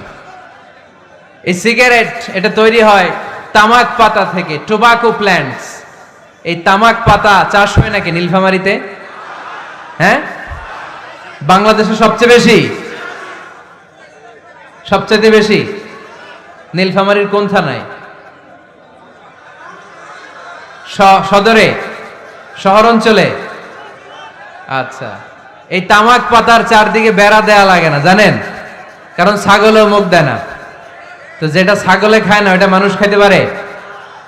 আওয়াজ করে বলেন। তাহলে ঝগড়ারে যেমনি আজকে আমরা নো বলে দিলাম, এই সিগারেট, এই মাদক, এগুলাকে আজকের প্রোগ্রাম থেকে আমরা নো বলে দিব। পারা যাবে? মাদককে আমরা নো বলে দিলাম। আওয়াজ করে বলেন, মাদক আর সিগারেটকে কি বললাম? নো। আল্লাহ তুমি বোঝার তৌফিক দান করো, আমরা পড়ি আমিন। একটা সুখী দাম্পত্য জীবনের জন্য স্ত্রীর 2 নাম্বার দায়িত্ব হচ্ছে স্বামীকে ইন্সপায়ার করা, স্বামীকে সাহস যোগানো, পিছন থেকে ড্রাইভিং পুশের মতো কাজ করা। কারণ স্বামীকে যখন স্ত্রী সাহস যোগায়, স্বামীর সাহস বেড়ে যায়, ঠিক কিনা? আল্লাহর হাবিব সাল্লাল্লাহু আলাইহি ওয়াসাল্লামের কাছে কোরআনের আয়াত নাযিল হলো, ইকরা বিসমি রাব্বিকাল্লাযী খালাক, খালাকাল ইনসানা মিন আলাক, ইকরা ওয়া রাব্বুকাল আকরাম الذي علم بالقلم علم الإنسان ما لم يعلم। পড়েন আল্লাহু আকবার। সূরাতুল আলাকের 5 আয়াত হেরা গুহায় যখন নাজিল হয়ে গেল, বিশ্বনবী সাইয়েদনা জিব্রাইলকে নিজ আকৃতিতে দেখলেন, পা থেকে মাথা পর্যন্ত দেখে বিশ্বনবী ভয় পেয়ে গেলেন। বিশ্বনবী সাল্লাল্লাহু আলাইহি ওয়াসাল্লাম জীবনে 2 বার সাইয়েদনা জিবরাইল আলাইহিস সালামকে ওনার আসল আকৃতিতে দেখেছিল। আওয়াজ করে বলতে হবে কয়বার? 1 হচ্ছে মেরাজ রজনীতে সিদরাতুল মুনতাহায়, 2 হচ্ছে প্রথম যখন কোরআনের আয়াত নাজিল হয়, বিষ্ণু ইসা ইসলাম দেখলেন বিশাল একজন ব্যক্তি, পাটা হচ্ছে হেরা গুহায় আর মাথাটা হচ্ছে আকাশের উপরে। এই বিশাল একটা লোক, সে কোরআনের 5 আয়াত নিয়ে এসেছে সূরাতুল আলাক, আর বলতে শুরু করেছে, ইয়া মুহাম্মদ ইকরা, আপনি পড়ুন, আপনি পড়ুন, আপনি পড়ুন। 3 বার পড়ার আদেশ করার পরে বিষ্ণু ইসা ইসলাম পড়তে আরম্ভ করলেন, ইকরা বিসমি রাব্বিকাল্লাযী খালাক, খালাকাল ইনসানা মিন আলাক, ইকরা ওয়া রাব্বুকাল আকরাম আল্লাযী আল্লামা বিল কলম আল্লামাল ইনসানা মা লাম ইয়ালাম। বিষ্ণু ইসা ইসলাম পড়তে আরম্ভ করলেন। প্রথম কোরআনের আয়াত যখন নাজিল হয়ে গেল, বিষ্ণু ইসা ইসলাম ভয় পেয়ে গেলেন। হাত নাড়াচ্ছেন কেন আপনারা? হ্যাঁ, কি স্ক্রিনে দেখা যায়? আহারে কি আনন্দ, আকাশে বাতাসে সবাই খুশির ঠেলায়, খুশিতে আনন্দে ঠেলায় না? আল্লাহর হাবিব সাল্লাল্লাহু আলাইহি ওয়াসাল্লাম ভয় পেয়ে গেলেন। আপনাদের মনোযোগ তো নাই মনে হচ্ছে, তা হাত নাড়াচ্ছেন কেন? এদিকে তাকান। খরগোশের কানের মতো কান দুইটারে খাড়া করেন। কোরআনের আয়াত যখন নাজিল হলো, আল্লাহ রাসূল সাল্লাল্লাহু আলাইহি ওয়াসাল্লাম ভয় পেয়ে গেলেন। বিষ্ণু ইসা ইসলামের হৃদয় কাঁপতে আরম্ভ করলো। কোরআনের 5 আয়াত নিয়ে হেরা গুহা থেকে বিশ্বনবী আম্মাজান খাদিজাতুল কুবরা রাদিয়াল্লাহু তাআলা আনহার কাছে চলে আসলেন। এসে ডেকে বললেন, খাদিজা জাম্মিলুনি জাম্মিলুনি, কম্বল দিয়ে তুমি আমারে চাপা দাও, আমার ভয় লাগছে, মনে হয় আমি বাঁচবো না। আম্মাজান খাদিজা বললেন, কি হয়েছে আপনার? বিশ্বনবী বললেন, বিশাল বড় একটা লোক কোরআনের 5 আয়াত নিয়ে এসেছে। ওই লোকের পা হেরা গুহার মধ্যে, মাথাটা আকাশের উপরে, এত বিশাল সত্তা, বিশাল কোন মানুষ জীবনে আমি দেখি নাই। এসে সে পরিচয় দিয়েছে সে নাকি জিব্রাইল ফেরেশতা। বিশ্বনবী বললেন, মনে হয় আমি বাঁচবো না, আমার জ্বর চলে এসেছে, আমার হৃদয়ের মধ্যে কাঁপুনি শুরু হয়েছে, তুমি আমারে কম্বল দিয়ে চাপা দাও। আম্মাজান খাদিজা বললেন, ও নবী ভয় পাবেন না, আমার আল্লাহ কোনোদিন আপনারে অপমান করবেন না। সুবহানাল্লাহ পড়েন। ওয়াল্লাহি ওয়াল্লাহি লা ইউখজিক আল্লাহু আবাদা। নবী গো, আল্লাহ আপনার অপমান করবেন না, কারণ আপনার মধ্যে এমন এমন ভালো ভালো গুণ আছে, এই গুণাবলীগুলি যে মানুষের মধ্যে থাকে তাকে আমার রব কোনোদিন অপমান করতে পারে না। চিল্লায় বলেন ঠিক কি না? নবী হে, ইন্নাকা লা তাসিলুর রাহিমা, আপনি আত্মীয়তার সম্পর্ক বজায় রাখেন। ও নবী, তাসদুকুল হাদিসা, সব সময় আপনি সত্য কথা বলেন। ওয়া তাহমিলুল কাল্লা, আপনি মানুষের বোঝা টেনে দেন। ওয়া তাকসিবুল মা'দুমা, যার উপার্জন করার কেউ নাই, নিজে গায়ে খেটে আপনি তারে উপার্জন করে দেন। ওয়া তুআইনু আলা নাওয়াইবিল হক, সত্য যেখানে বিপন্ন সেখানে আপনি সাহসী সৈনিকের মতো দাঁড়িয়ে যান। সুবহানাল্লাহ পড়ুন। নবী হ্যাঁ, আপনি ভয় পাবেন না, কারণ আপনি এমন অসাধারণ ব্যক্তিত্ব, এমন জনকল্যাণমূলক কাজের আঞ্জাম আপনি দেন, এরকম লোককে আল্লাহ কখনো অপমান করতে পারে? আপনি চালিয়ে যান, আপনাকে থামানোর মতো অপশক্তি গোটা বিশ্বে দ্বিতীয়টা নাই। চিল্লায় বলেন ঠিক কিনা? বিশ্বনবীকে সাহস জুগিয়েছেন, এরকম সাহস জোগানোর মতো স্ত্রী আমাদের দরকার আছে না নেই? বিশ্বনবী সারাদিন বাইরে যখন কাফের মুশরিকদের অত্যাচার অনাচার সহ্য করে ঘরে আসতেন, আম্মাজান আয়েশা এমন সাহসিকতার বাণী শোনাতেন, এমন মোটিভেশন শোনাতেন, এমন ইন্সপায়ারেশন দিতেন, বিশ্বনবী সারাদিনের সব দুঃখ কষ্ট ভুলে গিয়ে এর পরের দিনের দাওয়াতি কাজের জন্য নতুন করে এনার্জি ফিরে পেতেন। চিল্লায় পড়েন আল্লাহু আকবার। এজন্য স্ত্রীর 2 নাম্বার কাজ হচ্ছে স্বামীকে সাহস জোগানো। 2 নাম্বার কাজ কি? স্বামীকে সাহস জোগানো, স্বামীকে সাপোর্ট দেয়া। স্ত্রীর 3 নাম্বার কাজ হচ্ছে স্বামীর ডাকে সাড়া দেয়া। কি দেয়া? স্বামী যদি স্ত্রীর সঙ্গ পেতে চায়, স্ত্রীর ওই ডাকে সাড়া দিতে হবে। রাতের বেলা স্বামী যদি স্ত্রীর সঙ্গ চায়, আর স্ত্রী যদি সঙ্গ না দিয়ে চলে যায়, ফজর পর্যন্ত ওই স্ত্রীর উপর আল্লাহর ফেরেশতারা লানত দিতে থাকে। চিল্লায় পড়েন নাউযুবিল্লাহ। তবে হ্যাঁ, ভ্যালিড যদি কোনো কজ থাকে, ভ্যালিড কজ, অসুস্থতা, অন্যান্য কমপ্লেক্সিটি যদি থাকে সেটা ভিন্ন ব্যাপার। কিন্তু ইগোর কারণে, ইগো, মেজাজ দেখিয়ে, রাগ দেখিয়ে কোনো বোন যদি স্বামীর আহ্বানে সাড়া না দিয়ে মুখ ফিরিয়ে চলে যায়, ফজর পর্যন্ত আল্লাহর ফেরেশতারা ওই মহিলার উপর লানত দিতে থাকে। আওয়াজ করে পড়তে হবে নাউযুবিল্লাহ। আবার বিশ্বনবী বলেছেন, খবরদার, রমজান ছাড়া কোন নফল রোজা কোন স্ত্রী যদি রাখতে চায়, নফল রোজা রাখার আগে স্বামীর কাছ থেকে যেন সে অনুমতি নিয়ে নেয়। নফল রোজা, আওয়াজ করে বলেন কি রোজা? ফরজ রোজা না। দিনের বেলা যেহেতু রোজা রাখতে হয়, কোন নারী, কোন যুবতী নারী, বয়স্কা নারীদের কথা ভিন্ন, কোন যুবতী নারী যদি নফল রোজা রাখতে চায়, সে তার স্বামীর পারমিশন নেবে। কারণ হয়তো স্বামী দিনের বেলা স্ত্রীর সঙ্গ চেতে পারে, ঠিক কিনা? এজন্য স্বামীর কাছ থেকে পারমিশনের দরকার আছে না নেই? এরপরে 4 নাম্বার দায়িত্ব, নিজের লজ্জাস্থানের হেফাজত করা। فالصالحات قانتات حافظات للغيب بما حفظ الله। আল্লাহ নেককার স্ত্রীদের বর্ণনা যখন কালামুল্লাহ মাজিদে দিয়েছেন, আল্লাহ বলেছেন নেককার নারীদের প্রথম গুণ, তারা সব সময় তাদের স্বামীদের আনুগত্য করে। 2 নাম্বার, তারা তাদের নিজের লজ্জাস্থানের হেফাজত করে। 4টা কাজ কোন নারী যদি দুনিয়াতে করে, 4টা, আওয়াজ করে বলতে হবে কয়টা? মাত্র 4টা কাজ কোন নারী যদি পৃথিবীতে করে, ওই নারীর জন্য জান্নাতের 8টা দরজা খুলে দিবে কে? আওয়াজ করে বলতে হবে, খুলে দিবে কে? বিশ্বনবী বললেন, আল মারআতু ইযা সাল্লাত খামসাহা, কোন নারী যদি 5 ওয়াক্ত সালাত পড়ে, সামাত শাহরাহা, রমাদানের রোজা রাখে, আতাআত বালাহা, স্বামীর আনুগত্য করে, হাফিজাত ফুরুজাহা, লজ্জাস্থানের হেফাজত করে। এই 4টা কাজ যদি কোনো নারী দুনিয়ার বুকে করে, জান্নাতের 8টা দরজা তাদের জন্য খুলে দিবে কে? এজন্য দাম্পত্য জীবনকে সুখময় করতে হলে একজন স্ত্রীর 4 নম্বর দায়িত্ব হচ্ছে নিজের সতীত্বের হেফাজত করা। 5 নম্বর দায়িত্ব হচ্ছে স্বামীর সম্পদের হেফাজত করা। সাইয়েদনা আবু সুফিয়ান রাদিয়াল্লাহু তাআলা আনহু ছিলেন খুব কৃপণ মানুষ, বিষ্ণু ঈসা ইসলামের শ্বশুর। সেই বুখারীতে এসেছে, ওনার স্ত্রী এসে আল্লাহ রাসূল সাল্লাল্লাহু আলাইহি ওয়াসাল্লামের কাছে বলেন, ইয়া রাসূলুল্লাহ, ইন্না আবা সুফিয়ান রাজুলুন শাহীহ। হে আল্লাহর রাসূল, আবু সুফিয়ান খুব কৃপণ মানুষ, আমার আর আমার সন্তানদের খরচের জন্য যে টাকা পয়সা লাগে আমার স্বামী দেয় না। এখন আমার স্বামীর অনুমতি ছাড়া সিন্দুক থেকে টাকা নেয় আমার জন্য জায়েজ কিনা? আল্লাহর হাবিব বললেন, হ্যাঁ, স্বামী যদি কৃপণ হয় তাহলে ফ্যামিলির খরচের জন্য যতটুকু দরকার অতটুকু নিতে পারবা, ওইটারে ক্ষমা করে দিবে কে? আমাদের অনেকের মধ্যে অনেক কৃপণ লোক আছে না নাই? এখানে নাই মাশাআল্লাহ। এই কৃপণ লোক যদি থাকে, আপনার অনুমতি ছাড়াও ভাবি আপনার পকেট থেকে টাকা নিতে পারবে। আজকে সব গোমর ফাঁস করে দিলাম। কৃপণ যারা, তাদের পারমিশন ছাড়া পকেট থেকে, আলমারি থেকে টাকা নিয়ে যতটুকু দরকার ফ্যামিলির ততটুকু খরচ করা যাবে, অতিরিক্ত খরচ করা যাবে না। 6 নম্বর দায়িত্ব হচ্ছে ছেলে মেয়েদেরকে দেখাশোনা করা, ছেলে মেয়েদেরকে বুকের দুধ খাওয়ানো। অনেক মা আছে ছেলে মেয়েদেরকে বুকের দুধ খাওয়াতে চায় না, আছে না নাই? হ্যাঁ, ডানু খাওয়ায়, ডানু। আর কি খাওয়ায়?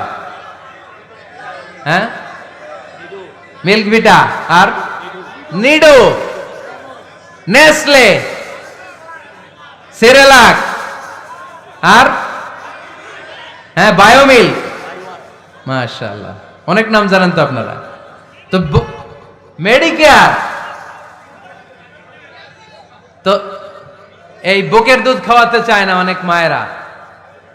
মায়েরা যারা আছেন প্যান্ডেলে, আপনার বুকের দুধের মধ্যে বাচ্চাদের জন্য আল্লাহ রাব্বুল আলামিন ন্যাচারাল ভ্যাকসিন দিয়ে দিয়েছেন। চিল্লায় পড়েন সুবহানাল্লাহ। ন্যাচারাল, প্রাকৃতিক টিকা, বাচ্চার জীবনের প্রথম টিকাটা, সন্তানের জীবনের নবজাতক শিশুর প্রথম টিকাটা আল্লাহ তাআলা মায়ের বুকের শাল দুধের ভেতরে দিয়ে দিয়েছেন। সুবহানাল্লাহ পড়েন।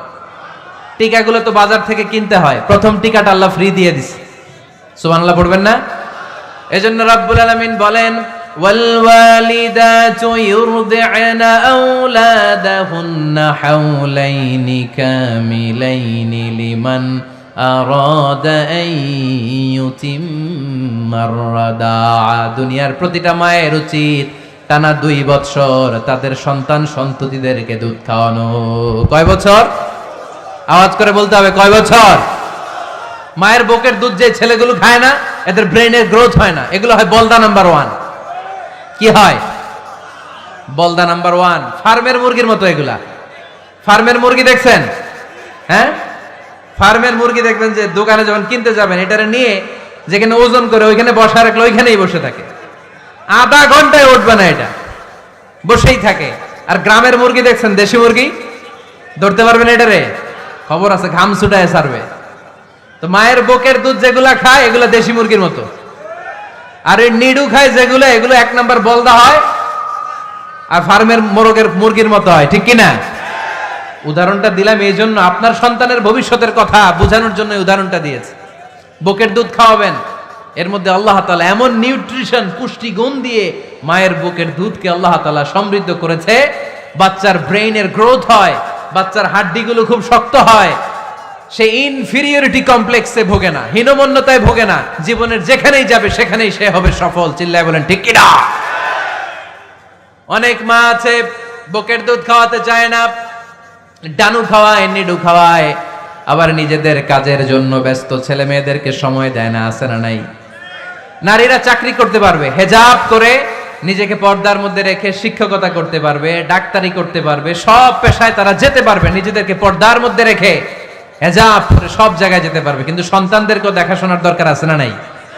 অনেক মায়েরা নিজেরা থাকে চাকরিতে আর ছেলে মেয়েদেরকে দিয়ে রাখে কাজের মেয়ের কাছে, আছে না নাই?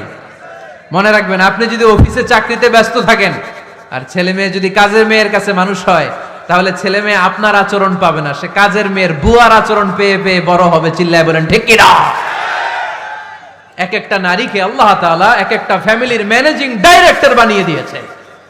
এই women is an MD of a family.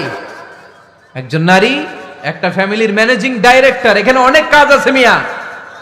এখানে তার ফুড ম্যানেজমেন্ট এনশিওর করতে হয়, এখানে অনেক ডিপ্লোমেসি জানা লাগে। একজন নারীকে ফ্যামিলিতে টিকে থাকতে হলে কূটনীতি লাগে, শাশুড়ির সাথে বউয়ের ঝগড়া আছে না নাই, এটা ম্যানেজ করতে হয়।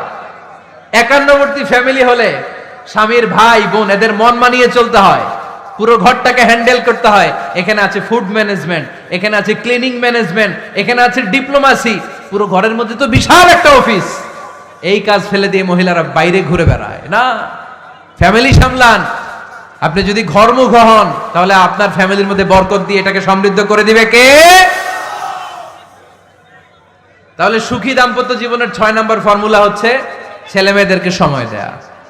ছেলে মেয়েদেরকে সময় দেন। Spending money, spending time is more important than spending money for children. ছেলে মেয়েদের জন্য টাকা ব্যয় করার চেয়ে ছেলে মেয়েদের সাথে সময় ব্যয় করা বেশি গুরুত্বপূর্ণ, ঠিক কিনা? এমন অনেক ফ্যামিলি আছে আমি দেখেছি যে বাবাও চাকরিজীবী, মাও চাকরিজীবী, আছে না নাই? হয় ডে কেয়ারে না কাজের বুয়ার কাছে মানুষ হইতেছে। বাবা মারা যখন সকালে অফিসের জন্য বের হয় তখনও ছেলে মেয়ে ঘুমায়, আবার রাতে যখন মিটিং সিটিং সব শেষ করে ঘরে আসে তখনও ছেলে মেয়েগুলো ঘুমায়। শুক্রবার ছাড়া বাবা মার ছেলে মেয়েদের দেখা নাই। এরকম ফ্যামিলি আছে না নাই? ঢাকাতে পারিবারিক এই ক্রাইসিস, এই সংকটগুলো আমরা প্রায়ই শুনি। আপনাদের নীলফামারীতে আলহামদুলিল্লাহ এগুলো নাই, তাই না? আল্লাহ তুমি আমাদের ফ্যামিলিগুলোরে বরকতময় করো, আমাদের ফ্যামিলিতে যেন আমরা জান্নাতি ইমেজ উপভোগ করতে পারি, তুমি তৌফিক দান করো। আওয়াজ করে পড়বো আমিন। 7 নম্বর দায়িত্ব, বিশ্বনবী বলেছেন খবরদার, স্বামী পছন্দ করে না এমন কোন লোককে স্ত্রী যেন ঘরে অ্যালাউ না করে। স্বামী পছন্দ করে না এমন কোন লোককে আপনার স্ত্রী ঘরে অ্যালাউ করতে পারবে? আমার বোনেরা খবরদার, আপনার স্বামীর পারমিশন ছাড়া, আপনার স্বামী পছন্দ করে না এরকম কোন লোককে আপনার ঘরে আপনি অ্যালাউ করতে পারবেন না। 8 নাম্বার, স্বামীকে আর্থিকভাবে সহযোগিতা করা। যদি স্ত্রী ধনী হয়, আমরা সব এক করে ফেলছি, আসলে ইসলামের দৃষ্টিতে স্বামীর ব্যালেন্স আলাদা, স্ত্রীর ব্যালেন্স আলাদা। স্বামীর যাকাত আলাদা, স্ত্রীর যাকাত আলাদা, ঠিক কি না? স্ত্রী ধনী হতে পারে, স্ত্রীর আলাদা সম্পদ থাকতে পারে। যদি স্ত্রীর সম্পদ থাকে, স্ত্রীর উচিত তার সম্পদ দিয়ে তার স্বামীকে এস্টাবলিশ হতে, স্বাবলম্বী হতে সহায়তা করা। যদিও এটা আল্লাহ তাআলা আবশ্যক করে দেন নাই, কারণ আর্থিক ফিনান্সিয়াল সব কাজগুলোকে স্বামীর উপরে ফরজ করেছে কে? ফিনান্সিয়ালি 1 টাকা খরচ করা, 1 টাকা দায়ভার নেয়া কোন স্ত্রীর উপরে আল্লাহ আবশ্যক করে নাই। তারপরেও স্ত্রী যদি ধনী হয়, স্ত্রীর যদি জায়গা জমি থাকে, সম্পদ থাকে, তাহলে স্ত্রীর উচিত তার স্বামীকে স্বাবলম্বী হতে সহযোগিতা করা, ঠিক কিনা? আমরা মডেল হিসেবে আম্মাজান খাদিজা রাদিয়াল্লাহু তাআলা আনহার জীবনের দিকে যদি তাকাই, তাহলে দেখব উনি অনেক মহিয়সী, গরিয়সী একজন ব্যবসায়ী নারী ছিলেন। আম্মাজান খাদিজা রাদিয়াল্লাহু তাআলা আনহা ওনার ব্যবসায় স্টাফ হয়ে বিশ্বনবী ওনার সাথে পরিচিত হলেন। বিশ্বনবী আমানতদারিতায় মুগ্ধ হয়ে আম্মাজান খাদিজা বিশ্বনবীরে বিয়ের প্রস্তাব দিলেন। আম্মাজান খাদিজা রাদিয়াল্লাহু তাআলা আনহার সাথে বিশ্বনবীর যখন বিয়ে হয়ে যায়, বিয়ের পরে আম্মাজান খাদিজা বলেন, ও বিশ্বনবী, আমার যত সম্পদ আছে, আমার ব্যবসায়ের যত মালামাল আছে, যত সম্পদ আছে, সব আমি আপনার পায়ের সামনে এনে রেখে দিলাম। আপনি দিয়ে দিলাম, সব সম্পদ আপনারা আমি দিয়ে দিলাম। আপনি ইচ্ছে মতো মানুষকে দান করতে পারেন, খরচ করতে পারেন, দাওয়াতি কাজে, মুসলিমদেরকে আজাদ করার কাজে আপনি ব্যয় করতে পারেন। আওয়াজ করে পড়েন আল্লাহু আকবার। আম্মাজান খাদিজাকে যদি আমরা মডেল হিসেবে ধরি, তাহলে প্রতিটা বোনের উচিত তাদের যদি অর্থকড়ি থাকে, সম্পদ থাকে, স্বামীকে স্বাবলম্বী হতে ওই সম্পদ দিয়ে সাহায্য করার দরকার আছে না নাই? কথা বলেন না কেন? 9 নাম্বার, স্ত্রীর দায়িত্ব দাম্পত্য জীবনকে সুখময় করতে নিজেকে স্বামীর সামনে বিউটিফাই করে উপস্থাপন করা। ওই যে কয় ঠিক আসছে, নিজেদের পক্ষে আসলেই ঠিক। নিজেকে বিউটিফাই করে, মেকআপ করে স্বামীর সামনে উপস্থাপন করা। রাগ করবেন না আমার বোনেরা, আমি আপনাদেরকে খুব ভালোবাসি এবং বোনরাও আমাকে খুব ভালোবাসে। আমার একটা পেজ আছে আমার নামে ফেসবুকে, মিজানুর রহমান আজহারি। এই পেজে প্রতিদিন শত শত প্রশ্ন আসে। এই প্রশ্নের বেশিরভাগ প্রশ্ন আমাদের বোনদের। অনেক বোনরা বলে, হুজুর আপনার ওয়াজ আমরা শুনি কারণ আপনি আমাদেরকে খুব সম্মান দিয়ে কথা বলেন। আলহামদুলিল্লাহ, আমি আমার বোনদেরকে ভালোবাসি, মাদেরকে ভালোবাসি। আমি আমার মা বোনদেরকে বলবো, আপনারা নিজেদেরকে গুছিয়ে সাজিয়ে স্বামীর সামনে উপস্থাপন করেন। অনেক বোনেরা আছে বাইরে যাওয়ার সময় পার্লারিং করে মেকআপ করে সুন্দর জামা কাপড় পরে বাইরে যায়, আর স্বামীর সামনে আসলে বুয়ার মতো থাকে। আছে না নাই? স্বামীর সামনে পচা জামা, ছিঁড়া জামা, চুলের মধ্যে নাই সুগন্ধি, নিজেকে গুছিয়ে রাখে না, সামলে রাখে না, কাজের বুয়ার মতো নিজেকে উপস্থাপন করে স্বামীর সামনে। আর বাইরে গেলে মেকআপ করে পার্লারিং করে যায়। হওয়া দরকার ছিল উল্টা, বাইরে আপনি সাদা সিধা ভাবে যাবেন, বোরকা দিয়ে নিজেকে ঢেকে যাবেন। বাইরে যাওয়ার সময় কোনো নারী পারফিউম ইউজ করে যেতে পারবে না। নারীরা যত পারফিউম ইউজ করতে মনে চায় আপনার বেডরুমে, আপনার স্বামীর সামনে, ঠিক কিনা? স্বামীর সামনে পারফিউম ইউজ করেন, নিজেকে উজাড় করে সাজান স্বামীর জন্য। এই প্রতিটা সাজুগুজুতে সওয়াব আছে না নাই? ইসলাম কতটা চেক এন্ড ব্যালেন্স, কতটা ভারসাম্যপূর্ণ জীবন ব্যবস্থা। খবরদার, নারীরা ডিওডোরেন্ট ইউজ করে বাইরে যেতে পারবে, যেটা সে তার আর্মপিটে ইউজ করে, কিন্তু ঝাঁঝালো পারফিউম বোরকার উপর দিয়ে মেরে কোনো নারী বাইরে যেতে পারবে? কথা বলেন। সুনানে নাসাইর হাদিস, আল্লাহর হাবিব বলেন, আইয়ুমা ইমরাআতিন ইস্তা'জারাত নাফসাহা ফামাররাত আলা কওমিন লিয়াজিদু রিহাহা ফাহিয়া জানিয়া। কোন নারী যদি তার জামার উপর দিয়ে পারফিউম মেখে পুরুষ লোকের দৃষ্টি আকর্ষণের জন্য ঘরের বাইরে বের হয়, যতটা পুরুষ তার চেহারার দিকে লোলুপ দৃষ্টি নিয়ে তাকাবে, ততটা পুরুষের সাথে জিনার গুনাহ মহিলার আমল নামায় তুলে দিবে কে? পারফিউম মেখে যদি কোনো নারী বের হয় এই উদ্দেশ্যে যে ছেলেরা আমাদের প্রতি আকৃষ্ট হবে, যতটা ছেলে তার দিকে তাকাবে, প্রত্যেকটা ছেলের সাথে জিনার গুনাহ আল্লাহ তাআলা এমনি তার আমল নামায় তুলে দিবে। নাউজুবিল্লাহ পড়েন। এজন্য খবরদার, নিজেকে সাজিয়ে গুজিয়ে স্বামীর সামনে উপস্থাপন করুন, সাজিয়ে গুজিয়ে। অনেক স্ত্রীরা আছে ড্রাইভারের সাথে কথা বলার সময় মিষ্টি হাসি দিয়ে কথা বলে। বাজারে শপিং করতে গেলে আসসালামু আলাইকুম ভাই, কেমন আছেন? কি সুন্দর আসসালামু আলাইকুম। তো স্বামীর সামনে আসলে আর এই মিষ্টি কথাটা নাই, আছে না নাই? বাইরে তোমার চিকন গলায় কিসের আসসালামু আলাইকুম? হ্যাঁ, না, বাইরে আপনি আসসালামু আলাইকুম দিতে যাবেন না, ঝটপট করে কর্কশ ভাষায় কথা বলে শেষ। কেউ ফোন দিয়েছে, হ্যালো, কে? স্বামীকে চায়, উনি বাসায় নাই, কাট।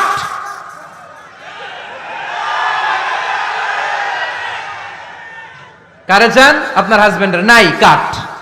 মিষ্টি মিষ্টি আসসালামু আলাইকুম আসসালামু আলাইকুম বলা যাবে নাকি?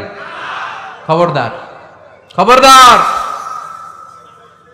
বাজার করতে গেলে কি মিষ্টি হাসি, দোকানে গেলে কি মিষ্টি আলাপ, ড্রাইভারের সাথে কি সুন্দর কথা, সিএনজি ওয়ালার সাথে কি সুন্দর আলাপ, আর ঘরে আসলেই চেহারাটারে এরকম করে রাখে, আছে না নাই? ঘরে আসলেই স্বামীর সাথে খিটখিটে মেজাজ। না বোনেরা, উল্টো করে ফেলছেন আপনি। বরং স্বামী ছাড়া অন্যদের সাথে কথা শর্টকাটে সারবেন, যাতে কোনো ফিতনা চলে না আসে। চিল্লায় বলেন ঠিক কিনা? আর নিজেকে স্বামীর জন্য উজাড় করে সাজান, পার্লারিং করেন, বিউটিফিকেশন করেন, মেকআপ করেন, বেডরুমে পারফিউম মাখেন, নিজেকে উজাড় করে স্বামীর জন্য সাজান। সওয়াব দিয়ে আপনার আমল নামাটারে পূর্ণ করে দিবে কে? বিশ্বনবী যখন সফরে যেতেন, সফর থেকে ফিরে আসার সময় ডিরেক্টলি স্ত্রীর ঘরে যেতেন না। বিশ্বনবী একজনকে ঘরে পাঠিয়ে দিতেন, মদিনা রূপকণ্ঠে কিছু সময় অপেক্ষা করতেন, আর বলতেন আজকে আমি আয়েশার ঘরে যাব, আয়েশারে যে বলো আমি এসেছি, কয়েক ঘন্টা পরে আয়েশার ঘরে আমি ঢুকবো। সুবহানাল্লাহ পড়েন। স্ত্রীকে সময় দিতেন, কারণ স্ত্রী হয়তো কাজ করে, ঘর গুছায়, ঘেমে থাকতে পারে, তাকে নিজেকে গুছানোর জন্য সময়ের দরকার আছে না নেই? লম্বা সফর শেষ করে, সেই বুখারীর হাদিস, বিশ্বনবী যখন সফর শেষ করে মদিনায় ফিরতেন, ডিরেক্টলি স্ত্রীর কাছে যেতেন না, মদিনার উপকণ্ঠে ওয়েট করতেন এবং বার্তাবাহককে পাঠাতেন, যে বলো যে আজকে আমি সফিয়ার ঘরে থাকবো। সফিয়াকে সময় দিতেন 2-1 ঘন্টা, যাতে নিজেকে সাজিয়ে নিতে পারে। সুবহানাল্লাহ পড়ে। এজন্য প্রতিটা স্ত্রীর উচিত, আমার মা বোনেরা যারা আপনার মহিলা প্যান্ডেল থেকে শুনছেন, নিজেকে উজাড় করে স্বামীর জন্য সাজান। আপনার সাজুগুজু বেগানা পুরুষদের জন্য নয়, যে পুরুষদের সাথে দেখা দেয়া জায়েজ নাই তাদের জন্য নয়, রাস্তার পুরুষের জন্য নয়। আপনার সাজুগুজু, আপনার সৌন্দর্য, আপনার বিউটি সব আল্লাহ তাআলা আপনার স্বামীর জন্য করতে বলেছে। চিল্লায় বলেন ঠিক কিনা? 10 নাম্বার দায়িত্ব, স্বামীর ক্যাপাসিটির বাইরে না চাওয়া। আপনি জানেন স্বামীর বেতন হলো 20,000, আপনি এসে বলা শুরু করছেন, পাশের ঘরের ভাবিরে দেখলাম 25,000 টাকা দামের জামদানি শাড়ি কিনছে, আমারও একটা দিবা। আছে না নাই? তো আবদারটা হইল, আবদারটা হইছে। আপনি তো জানেন আপনার স্বামীর ক্যাপাসিটি কতটুকু। আমার বোনেরা, আমার মায়েরা, খবরদার, আপনার স্বামীর ভেতরে আপনার জান্নাত, আপনার স্বামীর ভেতরে আপনার জাহান্নাম। আপনার স্বামীর মনকে খুশি রাখতে পারলে জান্নাতের দরজাগুলো আপনার জন্য খুলে দিবে কে? ক্যাপাসিটির বাইরে কিছু চাবেন না। এই 10টা স্ত্রীদের দায়িত্ব।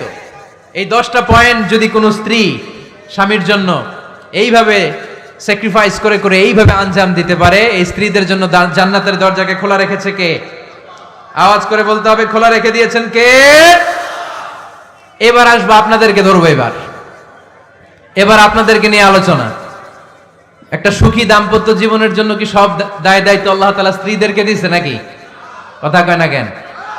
এবার ওনারা খুশি হবে, এবার ভাবিরা খুশি হবে মহিলা প্যান্ডেলে। আপনাদের অনেক দায়িত্ব আছে, কারণ বিশ্বে যা কিছু মহান সৃষ্টি চিরকল্যাণকর, অর্ধেক তার করিয়াছে নারী, অর্ধেক তার কাউন্টার পার্ট। আপনারা একে অপরের সহযোগী, স্বামী স্ত্রী একে অপরের সহযোগী। একটা সুখী দাম্পত্য জীবনের জন্য স্বামীর অনেক দায়িত্ব আছে। 1 নম্বর দায়িত্ব হচ্ছে ফ্যামিলির যত ফিনান্সিয়াল দায় দায়িত্ব আছে সব স্বামীর কাঁধে বর্তায়, ঠিক কিনা? কারণ স্বামী হচ্ছে স্ত্রীর কেয়ারটেকার। আর রিজালু কাওয়ামুনা আলান নিসা, কাওয়াম শব্দটার এক বচন হচ্ছে কাওয়ামুন, আর বহু বচন হচ্ছে কাওয়ামুন, এক বচন হচ্ছে কাওয়াম। এর মানে হচ্ছে in charge. You are the in charge of your wife, you are the caretaker of your wife. আপনি আপনার স্ত্রীর দায়িত্বশীল, স্ত্রীকে রক্ষা করা আপনার দায়িত্ব। পুরুষকে আল্লাহ তাআলা নারী জাতিকে প্রোটেকশন দেওয়ার জন্য বানিয়েছে, ঠিক কিনা? নারীকে একা পেলে ধর্ষণের জন্য পুরুষদেরকে বানায় নাই, চিল্লায় বলেন ঠিক কিনা? যারা নারীকে ধর্ষণ করে অন্যায় ভাবে, এগুলো পুরুষ না, এগুলো কাপুরুষ। এগুলো কি? আওয়াজ করে বলতে হবে, এগুলো কি? কারণ সুপুরুষ নারীকে প্রোটেকশন দেয়, সুপুরুষ নারীর ইনচার্জ, সুপুরুষ নারীর কেয়ারটেকার হয়ে সামনে দাঁড়ায়, সুপুরুষ নারীর ইজ্জত নিয়ে চিনিমেনে খেলে না, চিল্লায় বলো ঠিক কিনা? এজন্য আল্লাহ বললেন, আর রিজালু কাওয়ামুনা আলান নিসা, পুরুষরা হলো নারীর ইনচার্জ, নারীর কেয়ারটেকার। একজন স্ত্রীর যত ধরনের আর্থিক খরচ আদি ফ্যামিলিতে লাগে, সব খরচ করা স্বামীর জন্য ফরজ করেছে কে? বেসিক্যালি একটা ফ্যামিলিতে স্ত্রীর জন্য স্বামীর 4 ধরনের খরচ করতে হয়। বুঝে নেন আপনাদের দায় দায়িত্ব। 1 নম্বর dowry, you have to pay the dowry. মহারণা দিতে হবে। কে দিতে হবে? মহারণা দেয়া নফল, তাই না? মহারণা দেয়া তো সুন্নত, তাই না? আওয়াজ করে বলতে হবে, মহারণা দেওয়া কি? ওয়া আতুন নিসা সাদকাতিহিন্না নিহলা ফাইন তিবনা লাকুম আন শাইইম মিনহু নাফসান ফাকুলুহু হানিআম মারিআ। সুবহানাল্লাহ পড়েন। আল্লাহ বললেন, ওয়া আতুন নিসা সাদকাতিহিন্না নিহলা, সন্তুষ্ট চিত্তে স্ত্রীর হাতে বিয়ের মোহরানা তুলে দাও। ফরজ, মোহরানা দিয়ে দিবেন। আমরা মোহরানা তো দেই না, তার বিপরীতে যৌতুক নেই। কি নেই? দেখেন কিভাবে ইসলামটাকে আমরা ধ্বংস করলাম, কিভাবে শরিয়ার রুলগুলোকে আমরা ভায়োলেট করলাম। আল্লাহ দিল মোহরানা, আমরা ঢুকাইছি যৌতুক। ইসলাম আমাদের জন্য সুন্নাহ সম্মত পদ্ধতি দিয়েছে ওয়ালিমা, আমরা খাই বরযাত্রী। আছে না নাই? আছে না নাই? এজন্য বিয়েতে আমরা যৌতুক নিব না, বরং মোহরানা দিব। কি দিবেন? কি দিবেন? যৌতুক চলে মনে হয় নীলফামারীতে খুব। হ্যাঁ চলে, চলে। যৌতুক নেওয়া যাবে? যৌতুক একটা সামাজিক অপরাধ, এটা সামাজিক ব্যাধি। কুকুরের গোশত খাওয়া যত গুনাহ, যৌতুক খাওয়া তার চাইতেও বড় গুনাহ। এর কারণ কুকুরের গোশত খেলে একটা গুনাহ হয়, হারাম খাওয়ার গুনাহ। যৌতুক খেলে 2 গুনাহ, 1 হচ্ছে হারাম খাওয়ার গুনাহ, 2 হচ্ছে শ্বশুর বাড়ির উপরে জুলুমের গুনাহ। কথা বলেন। এজন্য যৌতুকের সাথে আমাদের কোনো সম্পর্ক। বিয়ে করো নাই কারা কারা? হাত তোলো। আওয়াজ করে আল্লাহরে ডাক দাও, বলো আল্লাহ আমার বিয়েতে 1 টাকাও যৌতুক খাবো না, তুমি তৌফিক দাও। আমিন। আওয়াজ করে বলতে হবে আমিন। ওয়াদা কিন্তু আমার সাথে হয় নাই, ওয়াদা হয়েছে কার সাথে? খবরদার নীলফামারীর যুবকেরা, খবরদার। তাহলে ফিনান্সিয়াল রেসপন্সিবিলিটি সব আমাদের। 1 নম্বরে মোহরানা দেয়া, 2 নম্বরে ফুডিং, খাবারের ব্যবস্থা করা, 3 নম্বরে ক্লোথিং, কাপড়ের ব্যবস্থা করা, ওয়া আলাল মাউলুদি রিজকুহুন্না ওয়া কিসওয়াতুহুন্না বিল মা'রুফ। আল্লাহ বললেন স্বামীর উপরে খাবারের ব্যবস্থা, কাপড়ের ব্যবস্থাকে আমি ওয়াজিব করে দিলাম। সুবহানাল্লাহ পড়েন। 4 নম্বর রেসিডেন্স। 4 নম্বর কি? স্বামী মোহরানা দিবে, স্বামী meal, husband will provide the meals, খাবারের ব্যবস্থা করবে। 3 নম্বর, husband will provide the costume, পোশাকের ব্যবস্থা করবে, and as well as he will provide the residence for his wife. তার স্ত্রীর জন্য রেসিডেন্সিয়াল একটা এরিয়া করে দিবে। এটা ফ্ল্যাট হতে পারে, এটা সনের ঘর হতে পারে, এটা টিনের ঘর হতে পারে, এটা একান্নবর্তী ফ্যামিলির কোন একটা রুমও হতে পারে, ঠিক কি না? এজন্য আল্লাহ বলেন আসকিনুহুন্না মিন হাইসু সাকাতুম মিন ওয়াজদিকুম, তোমরা তোমাদের সামর্থ্যের মধ্যে থেকে স্ত্রীর জন্য একটা আবাসিক ব্যবস্থার আয়োজন করে দাও। পড়েন সুবহানাল্লাহ। রেসিডেন্স, আবাসিক একটা ব্যবস্থা করে দিতে হবে। তাহলে এই 4টা ফিনান্সিয়াল দায়িত্ব আল্লাহ কি নারীকে দিয়েছে না পুরুষকে? আওয়াজ করে বলতে হবে, নারীকে না পুরুষকে? এই আর্থিক সব দায় দায়িত্ব পুরুষের। আর্থিক দায় দায়িত্ব ছাড়াও পুরুষের উপর যে দায়িত্ব বর্তায় সেগুলো হচ্ছে নারীর সাথে ভালো আচরণ করা। কি আচরণ করা? আগে সালাম দেওয়া। কি দেওয়া? ভাবিকে সালাম দেন তো আপনারা? সালাম দেন আপনারা? আমি আপনাদেরকে সালাম দিচ্ছি, উত্তর দেন আসসালামু আলাইকুম ওয়া রাহমাতুল্লাহ। এবার আপনারা আমাকে সালাম দেন তো। ওয়া আলাইকুম আসসালাম ওয়া রাহমাতুল্লাহ। এইভাবে সালামের প্র্যাকটিস করা যাবে? সালামের প্রতিযোগিতা করতে হবে। আপনি আগে দিতে চাইবেন ভাবিরে, ভাবি আগে দিতে চাইবে আপনারে। আপনাদের এই প্রতিযোগিতাটা দেখে দেখেই বাচ্চারা সালাম শিখে ফেলবে, ঠিক কি না? সালাম মানে শান্তি। সালাম মানে কি? সালামের প্রচলন নাই তো শান্তি আসবে কেমনে? আম্মা জান আয়েশা বলেন, এতগুলো বছর বিশ্বনবীর সাথে আমি মদিনায় সংসার করলাম, একদিনের জন্য বিশ্বনবীরে কোনোদিন আগে সালাম দিতে পারি নাই। বিশ্বনবী আগে আগে সালাম দিয়ে দিতেন, আমরাও আগে আগে সালাম দিব। রাজি আছেন তো সবাই? রাজি আছেন? স্ত্রীদের সাথে কোমল আচরণ করবেন, রূঢ় আচরণ করবেন না। হাদিসে এসেছে খলিকনা মিন দিলা, নারীদেরকে বাঁকা পাঁজরের হাড় থেকে তৈরি। প্রত্যেক স্বামীর বাঁকা হাড় থেকে তার স্ত্রী তৈরি এমনটা নয়। সাইয়েদনা আদম আলাইহিস সালামের বাঁকা পাঁজরের হাড় থেকে হাওয়া আলাইহিস সালামকে তৈরি।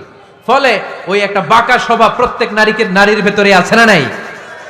এই বাঁকা হাড্ডির সোজা করতে গেলে হাড্ডি ভেঙে যায়, আর রেখে দিলে বাঁকাই থেকে যায়। এজন্য বিষ্ণুই বলেন ফাস্তাউসু বিন নিসাই খায়রা, কোমল আচরণ করো, ভালো আচরণ করো, ভালোবাসার কথা বলো, স্ত্রীকে ভালোবাসার কথা শোনাবেন। প্রতিদিন কমসে কম স্ত্রীকে 10 বার বলবেন আই লাভ ইউ। কি বলবেন? ওই ছোট ছোট বাচ্চারা কয় আই লাভ ইউ। তোমরা না মিয়া, যারা বিয়ে করছেন তারা, যারা বিয়ে করেছেন ভাবিকে বলবেন, মানে আপনার স্ত্রীকে কি বলবেন? আওয়াজ করে বলেন, কি বলবেন? পারবেন? পারবেন? বলতে পারবেন তো? রিফকাম বিল কাওয়ারিদ, নারীদেরকে আল্লাহ রাসূল সাল্লাল্লাহু আলাইহি ওয়াসাল্লাম কাচের গ্লাসের সাথে তুলনা করেছেন। কাচের গ্লাস, কাচের বাসন, কাচের তৈজসপত্র যেমনি আস্তে ধরতে হয়, আস্তে রাখতে হয়, নারীদের সাথেও কোমল আচরণ করতে হয়। কাচের গ্লাস আর কাচের তৈজসপত্র যদি জোরে রাখেন যেমনি ভেঙে যায়, নারীদের সাথেও কঠোর আচরণ করলে ঝামেলা আছে না নাই? তাহলে 1 নম্বর দায়িত্ব হচ্ছে আপনাদের ভালো আচরণ করেন, মিষ্টি মিষ্টি কথা শোনান, বলবেন যে তুমি আমার কৈতরি, তুমি আমার পরাণ পাখি, তুমি আমার ময়না পাখি। এই জাতীয় ভালোবাসার আপনারা অনেক জানেন, এগুলো আমি জানি। যা যা বলা লাগে সব বলবেন। পারবেন তো? পারা যাবে? পারা যাবে? আওয়াজ করে বলেন তো ইনশাআল্লাহ। স্ত্রীর ব্যক্তিগত বৈধ কাজের সুযোগ করে দিতে হবে। তার ব্যক্তিগত যে চয়েস, তার ব্যক্তিগত কাজে বাদ সাধতে পারবেন না যদি কাজটা হালাল হয়। অনেক স্বামী সামান্য কাজে ঝগড়া বাঁধায়। স্ত্রীর ইচ্ছা হচ্ছে কাঁথা সেলাই শেখা, নকশি কাঁথা সেলাই শিখবে, স্বামী বলে না তুমি ওইটা শিখো, ল্যাঙ্গুয়েজ শিখো, আছে না নাই? স্ত্রী বলে না আমি রান্না শিখবো, ইউটিউবে সুন্দর রান্নার প্রোগ্রামগুলো দেখে আমি রান্না শিখবো, স্বামী বলে না তুমি কম্পিউটার শিখো, আছে না নাই? হালাল কাজে আপনি বাদ সাধবেন না। আম্মা জান আয়েশা রাদিয়াল্লাহু তাআলা আনহা ছোট্ট কাপড়ের পুতুল দিয়ে সাথীদেরকে নিয়ে ঘরে খেলতেন। বিশ্বনবী একদিন আম্মা জান আয়েশাকে নিষেধ করে নাই। আওয়াজ করে পড়েন সুবহানাল্লাহ। এজন্য স্ত্রীর বৈধ কাজে বাধা দেয়া যাবে? বাধা দেয়া যাবে। 4 নম্বরে স্ত্রীর এপ্রিসিয়েশন করবেন। ভালো কাজের, তার কাজের প্রশংসা, তার রান্নার প্রশংসা, তার সৌন্দর্যের প্রশংসা, আমরা এগুলো করি না। আপনার স্ত্রী আপনার ঘর গোছায়, আপনার কাপড় চোপড় ধুয়ে রাখে, বাচ্চাগুলারে খাবার খাওয়ায়, আপনার জন্য রান্না করে, সারাটা দিন কত কষ্ট করে। একদিন আমি বলি নাই থ্যাঙ্কস, জাযাকাল্লাহ, জাযাকিল্লাহ, আল্লাহ তোমার উত্তম জাযা দেখ। বউ তুমি অনেক কষ্ট করো, পুরো ফ্যামিলিটাই তো তুমি দেখে রাখো, অনেক করেছো তুমি, তোমার শুকরিয়া। একদিনও থ্যাঙ্কস দেয় না, এরকম ডাকাইত আছে না নাই? আজকে থেকে থ্যাংক ইউ দিতে পারবেন তো? কাজের প্রশংসা করবেন, রান্নার প্রশংসা করবেন। আল্লাহ রাসূল সাল্লাল্লাহু আলাইহি ওয়াসাল্লাম স্ত্রীদের রান্নার প্রশংসা করতেন। কখনো আল্লাহর হাবিব সাল্লাল্লাহু আলাইহি ওয়াসাল্লাম রান্নার বদনাম করেন নাই, কখনো না। এজন্য আমরাও করব না। রাজি আছেন তো সবাই? সবাই রাজি? আজকে থেকে স্ত্রীর প্রশংসা করতে রাজি আছেন তো? সুন্দর মোলায়েম সুরে স্ত্রীদেরকে ডাকবেন। কি বলে ডাকেন? ভাবিকে কি বলে ডাকেন বলেন? হ্যাঁ, টিয়া পাখি। আর কি ডাকেন? ময়না পাখি। আর কি? জান। জান বলে ডাকেন? ওরে সর্বনাশ, ডাইকেন। এরকম সুন্দর সুন্দর যত শব্দ আছে এগুলো বলে ডাকবেন। আম্মা জান আয়েশার প্রশংসা বিশ্বনবী করতেন, বলতেন ইন্না ফাদলা আয়েশাতা আলান নিসা কাফাদলি সারিদ আলা তুআমিকুম। আরব বিশ্বের খাবারের মধ্যে একটা শ্রেষ্ঠ খাবারের নাম সারিদ। শ্রেষ্ঠ খাবারের নাম কি? এই আলোচনা শেষ হয়েছে তো দাঁড়ায় ফটো তুলো কেন? বসো মিয়া, বসো বসো বসো, একসাথে একসাথে বিদায় নিন, বসো। আরব বিশ্বে একটা মজার খাবার আছে, খাবারের নাম সারিদ। আওয়াজ করে বলেন তো খাবারটার নাম কি? সারিদ। রুটি আর গোশত একসাথে মিক্স করে এরকম স্তর বানায়, কেটে কেটে খাওয়ায়। বিশ্বনবী বললেন আরব বিশ্বের খাবারের মধ্যে যেমনি সারিদ সেরা, নারীকুলের মধ্যে আমার স্ত্রী আয়েশা সেরা। পড়েন সুবহানাল্লাহ। আম্মা জান আয়েশাকে বিশ্বনবী এত ভালোবাসতেন, আম্মা জান আয়েশা গ্লাসের যেই জায়গায় মুখ লাগিয়ে দুধ পান করতেন, ওই জায়গাটা খুঁজে খুঁজে বিশ্বনবী ঠোঁট লাগিয়ে দুধ পান করতেন। পড়েন সুবহানাল্লাহ। আম্মা জান আয়েশা গোশত খাওয়ার পরে হাড্ডি চুষে চুষে রেখে দেওয়ার পরে আম্মা জান আয়েশার চোষা হাড্ডিটা নিয়ে বিশ্বনবী আবার চুষতে শুরু করে দিতেন। পড়েন সুবহানাল্লাহ। বিশ্বনবী স্ত্রীদের সাথে এক বালতি থেকে পানি নিয়ে দুইজনে একসাথে গোসল করতেন। পড়েন সুবহানাল্লাহ। এজন্য স্বামী স্ত্রীর সম্পর্কটা হচ্ছে মধুর সম্পর্ক। একে অপরকে ভালোবাসবেন, নিজের ভালোবাসার কথাগুলো প্রকাশ করবেন। অনেকে আছে 20 বছর তাদের সংসার, এক ঘরে থাকে, এক ছাদের নিচে, কিন্তু স্ত্রীকে যে ভালোবাসে মুখ ফুটে একদিনও বলতে পারে নাই। আছে না নাই? ভালোবাসা প্রকাশ করবে। সাহাবারা বললেন ইয়া রাসূলুল্লাহ, কাকে ভালোবাসেন বেশি? মান আহাব্বুন নাস ইলাইকা ইয়া রাসূলুল্লাহ, whom do you love the most O my prophet. হে আল্লাহ রাসূল, কারে সবচেয়ে বেশি ভালোবাসেন, কারে বেশি লাভ করেন? বিশ্বনবী বললেন আয়েশারে বেশি লাভ করি। কোন সুবহানাল্লাহ। সাহাবীরা বললেন অমিনার রিজাল, পুরুষদের মধ্য থেকে কারে বেশি ভালোবাসেন? বিশ্বনবী বললেন আবু আয়েশার বাবারে ভালোবাসি। এজন্য আপনি যে স্ত্রীকে ভালোবাসেন এটা প্রকাশ করবেন, ঘরের কাজে সহায়তা করবেন। ছোট্ট ছোট্ট কাজের যদি সহায়তা আপনি করেন, এটাতে আপনার স্ত্রীর জন্য অনেক হেল্প হয়ে যায়। আমার বিশ্বনবী নিজ হাতে ছাগলের দুধ দহন করে আম্মা জান আয়েশার জন্য নিয়ে আসতেন। পড়েন সুবহানাল্লাহ। নিজে রুটির খামির বানাতেন, আম্মা জান আয়েশা এটা চুলায় সেকা দিতেন। নিজে জুতা সেলাই করতেন, নিজে নিজের কাপড় সেলাই করতেন। সুবহানাল্লাহ পড়েন। এজন্য গৃহস্থালী টুকিটাকি কাজের সহায়তা করা, হেল্প করা, এটাও সুন্নাত। দাম্পত্য জীবন এমনি সুখকর হয় না মিয়া। বিশ্বনবী শিখায় গিয়েছেন কি করে একটা দাম্পত্য জীবন সুখময় করতে হয়।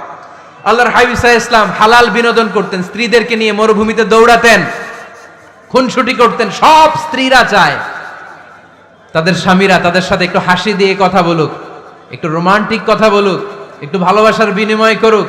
আল্লাহর হাবিব সাল্লাল্লাহু আলাইহি ওয়াসাল্লাম এটা করতেন। রাতের বেলা ভাবির নিয়ে দৌড়াদৌড়ি করছেন নাকি কোনোদিন? আল্লাহর হাবিব সাল্লাল্লাহু আলাইহি ওয়াসাল্লাম স্ত্রীদের নিয়ে দৌড়াদৌড়ি করতেন। আম্মা জান আয়েশা রাদিয়াল্লাহু তাআলা আনহাকে ঈদের দিন হাবাসী সাহাবাদের খেলা দেখিয়েছিলেন। সুবহানাল্লাহ পড়েন। বিশ্বনবী খেলা দেখিয়েছেন তার স্ত্রীকে।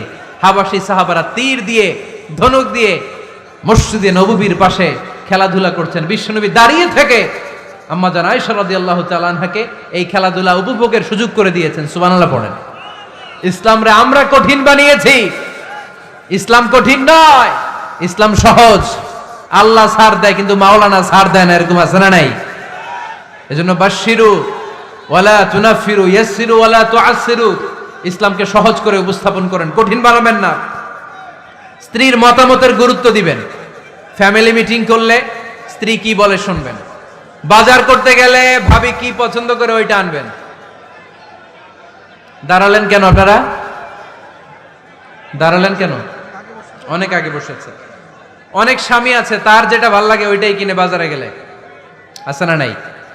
নিজের গরুর গোশত খাইতে মনে চায় ওইটা কিনে, মাছ খাইতে মনে চায় ওইটা কিনে। আপনার স্ত্রীর হয়তো এগুলো পছন্দ না। স্ত্রীরা টক জাতীয় জিনিস পছন্দ করে, ঠিক কিনা? এর আমরা খাইতে মনে চায়, এর জলপাই খেতে মনে চায়, আচার খেতে মনে চায়। একটু খোঁজ নিবেন তার জন্য কি লাগবে। শপিং করতে গেলে নিজের মন মতো করবেন না। স্ত্রীকে দেশে রেখে প্রবাসে 6 মাসের বেশি সময় কাটাবেন না, ম্যাক্সিমাম 6 মান্থস। এগুলোর প্রত্যেকটার পেছনে লম্বা দলিল আছে, এত লম্বা কথা বলার সুযোগ নাই। 10 নাম্বার, স্ত্রীর জন্য দোয়া করা। কি করা? দোয়া করা। নেককার স্ত্রী যারা চান এখন থেকেই দোয়া করেন। আপনার দোয়ার আরশের উপর থেকে শুনে কে? এজন্য মুমিন বান্দারা দোয়া করে আর বলে, রব্বানা হাব লানা মিন আজওয়াজিনা ওয়া যুররিয়াতিনা কুররাতা আ'য়ুন ওয়াজআলনা লিল মুত্তাকিনা ইমামা। বিশ্বাসী স্বামীরা আল্লাহর কাছে দোয়া করে, আল্লাহ আমাকে এমন নেককার স্ত্রী দেন, এমন নেককার সন্তান দেন যাদের দিকে তাকালে আমার চোখটা জুড়িয়ে যাবে। আওয়াজ করে পড়ে না আমিন। এই 10টা দায়িত্ব যদি কোনো স্বামী পালন করে, আর 10টা স্ত্রীর যে দায়িত্ব যদি স্ত্রী পালন করে, এই ফ্যামিলিটারে জান্নাতি ফ্যামিলি বানায় দিবে কে? আমাদের দাম্পত্য জীবন সুখী হোক, সমৃদ্ধ হোক, জান্নাতি আমেজে ভরপুর হোক। আমরা চাই কি চাই না? নীলফামারী সহ আল্লাহ গোটা বিশ্বের সব মুসলমানদের ফ্যামিলিগুলার তুমি জান্নাতি ফ্যামিলি বানাও। আমাদের দাম্পত্য জীবনটাকে তুমি সুখময় সমৃদ্ধময় করো। আমরা সবাই পড়ি আমিন। আপনারা যারা দীর্ঘ সময় ধরে আজকের এই প্রোগ্রামে উপস্থিত থেকে প্রোগ্রামকে সার্থক করেছেন, আমি সবার শুকরিয়া জানাই। নীলফামারীতে আত্মহত্যার প্রবণতা বেশি, আত্মহত্যা মহাপাপ। মান কতালা নাফসাহু বিশাইইন উযযিবা বিহি ইয়াউমাল কিয়ামা। যে লোক যেই জিনিসের মাধ্যমে, যেই জিনিস দিয়ে নিজেকে হত্যা করবে, কিয়ামতের দিন তার বিচার হবে ওইটাই। বিষ খেয়ে যে মারা যাবে সে শুধু বিষ খাবে কিয়ামতের দিন। গলায় দড়ি দিয়ে যে মেয়ে আত্মহত্যা করবে সে শুধু গলায় ফাঁস দিবে। স্ট্যাবিং করে ছুরি মেরে যারা মারা যাবে তারা শুধু বিষাক্ত ছুরি ঢুকাবে। এটা মহাপাপ। জীবনটা অনেক কালারফুল, অনেক সুন্দর, অনেক রঙিন। জীবনটাকে উপভোগ করুন আল্লাহর রাস্তায়, এই জীবনটাকে শেষ করবেন না। আপনাদের নীলফামারী জেলার ডিসি সাহেব এবং এসপি সাহেব অনেক কষ্ট করেছেন। আমি অন্তরের অন্তঃস্থল থেকে ওনাদেরকে শুকরিয়া জানাই। বিশেষ করে আপনাদের অত্র এলাকার কৃতি সন্তান ডিআইজি আবুল কালাম সাহেব অক্লান্ত পরিশ্রমের মধ্য দিয়ে আজকের এই নীলফামারীর প্রোগ্রামকে সফল করেছে। আমরা আবুল কালাম আজাদ ভাইয়ের জন্য দোয়া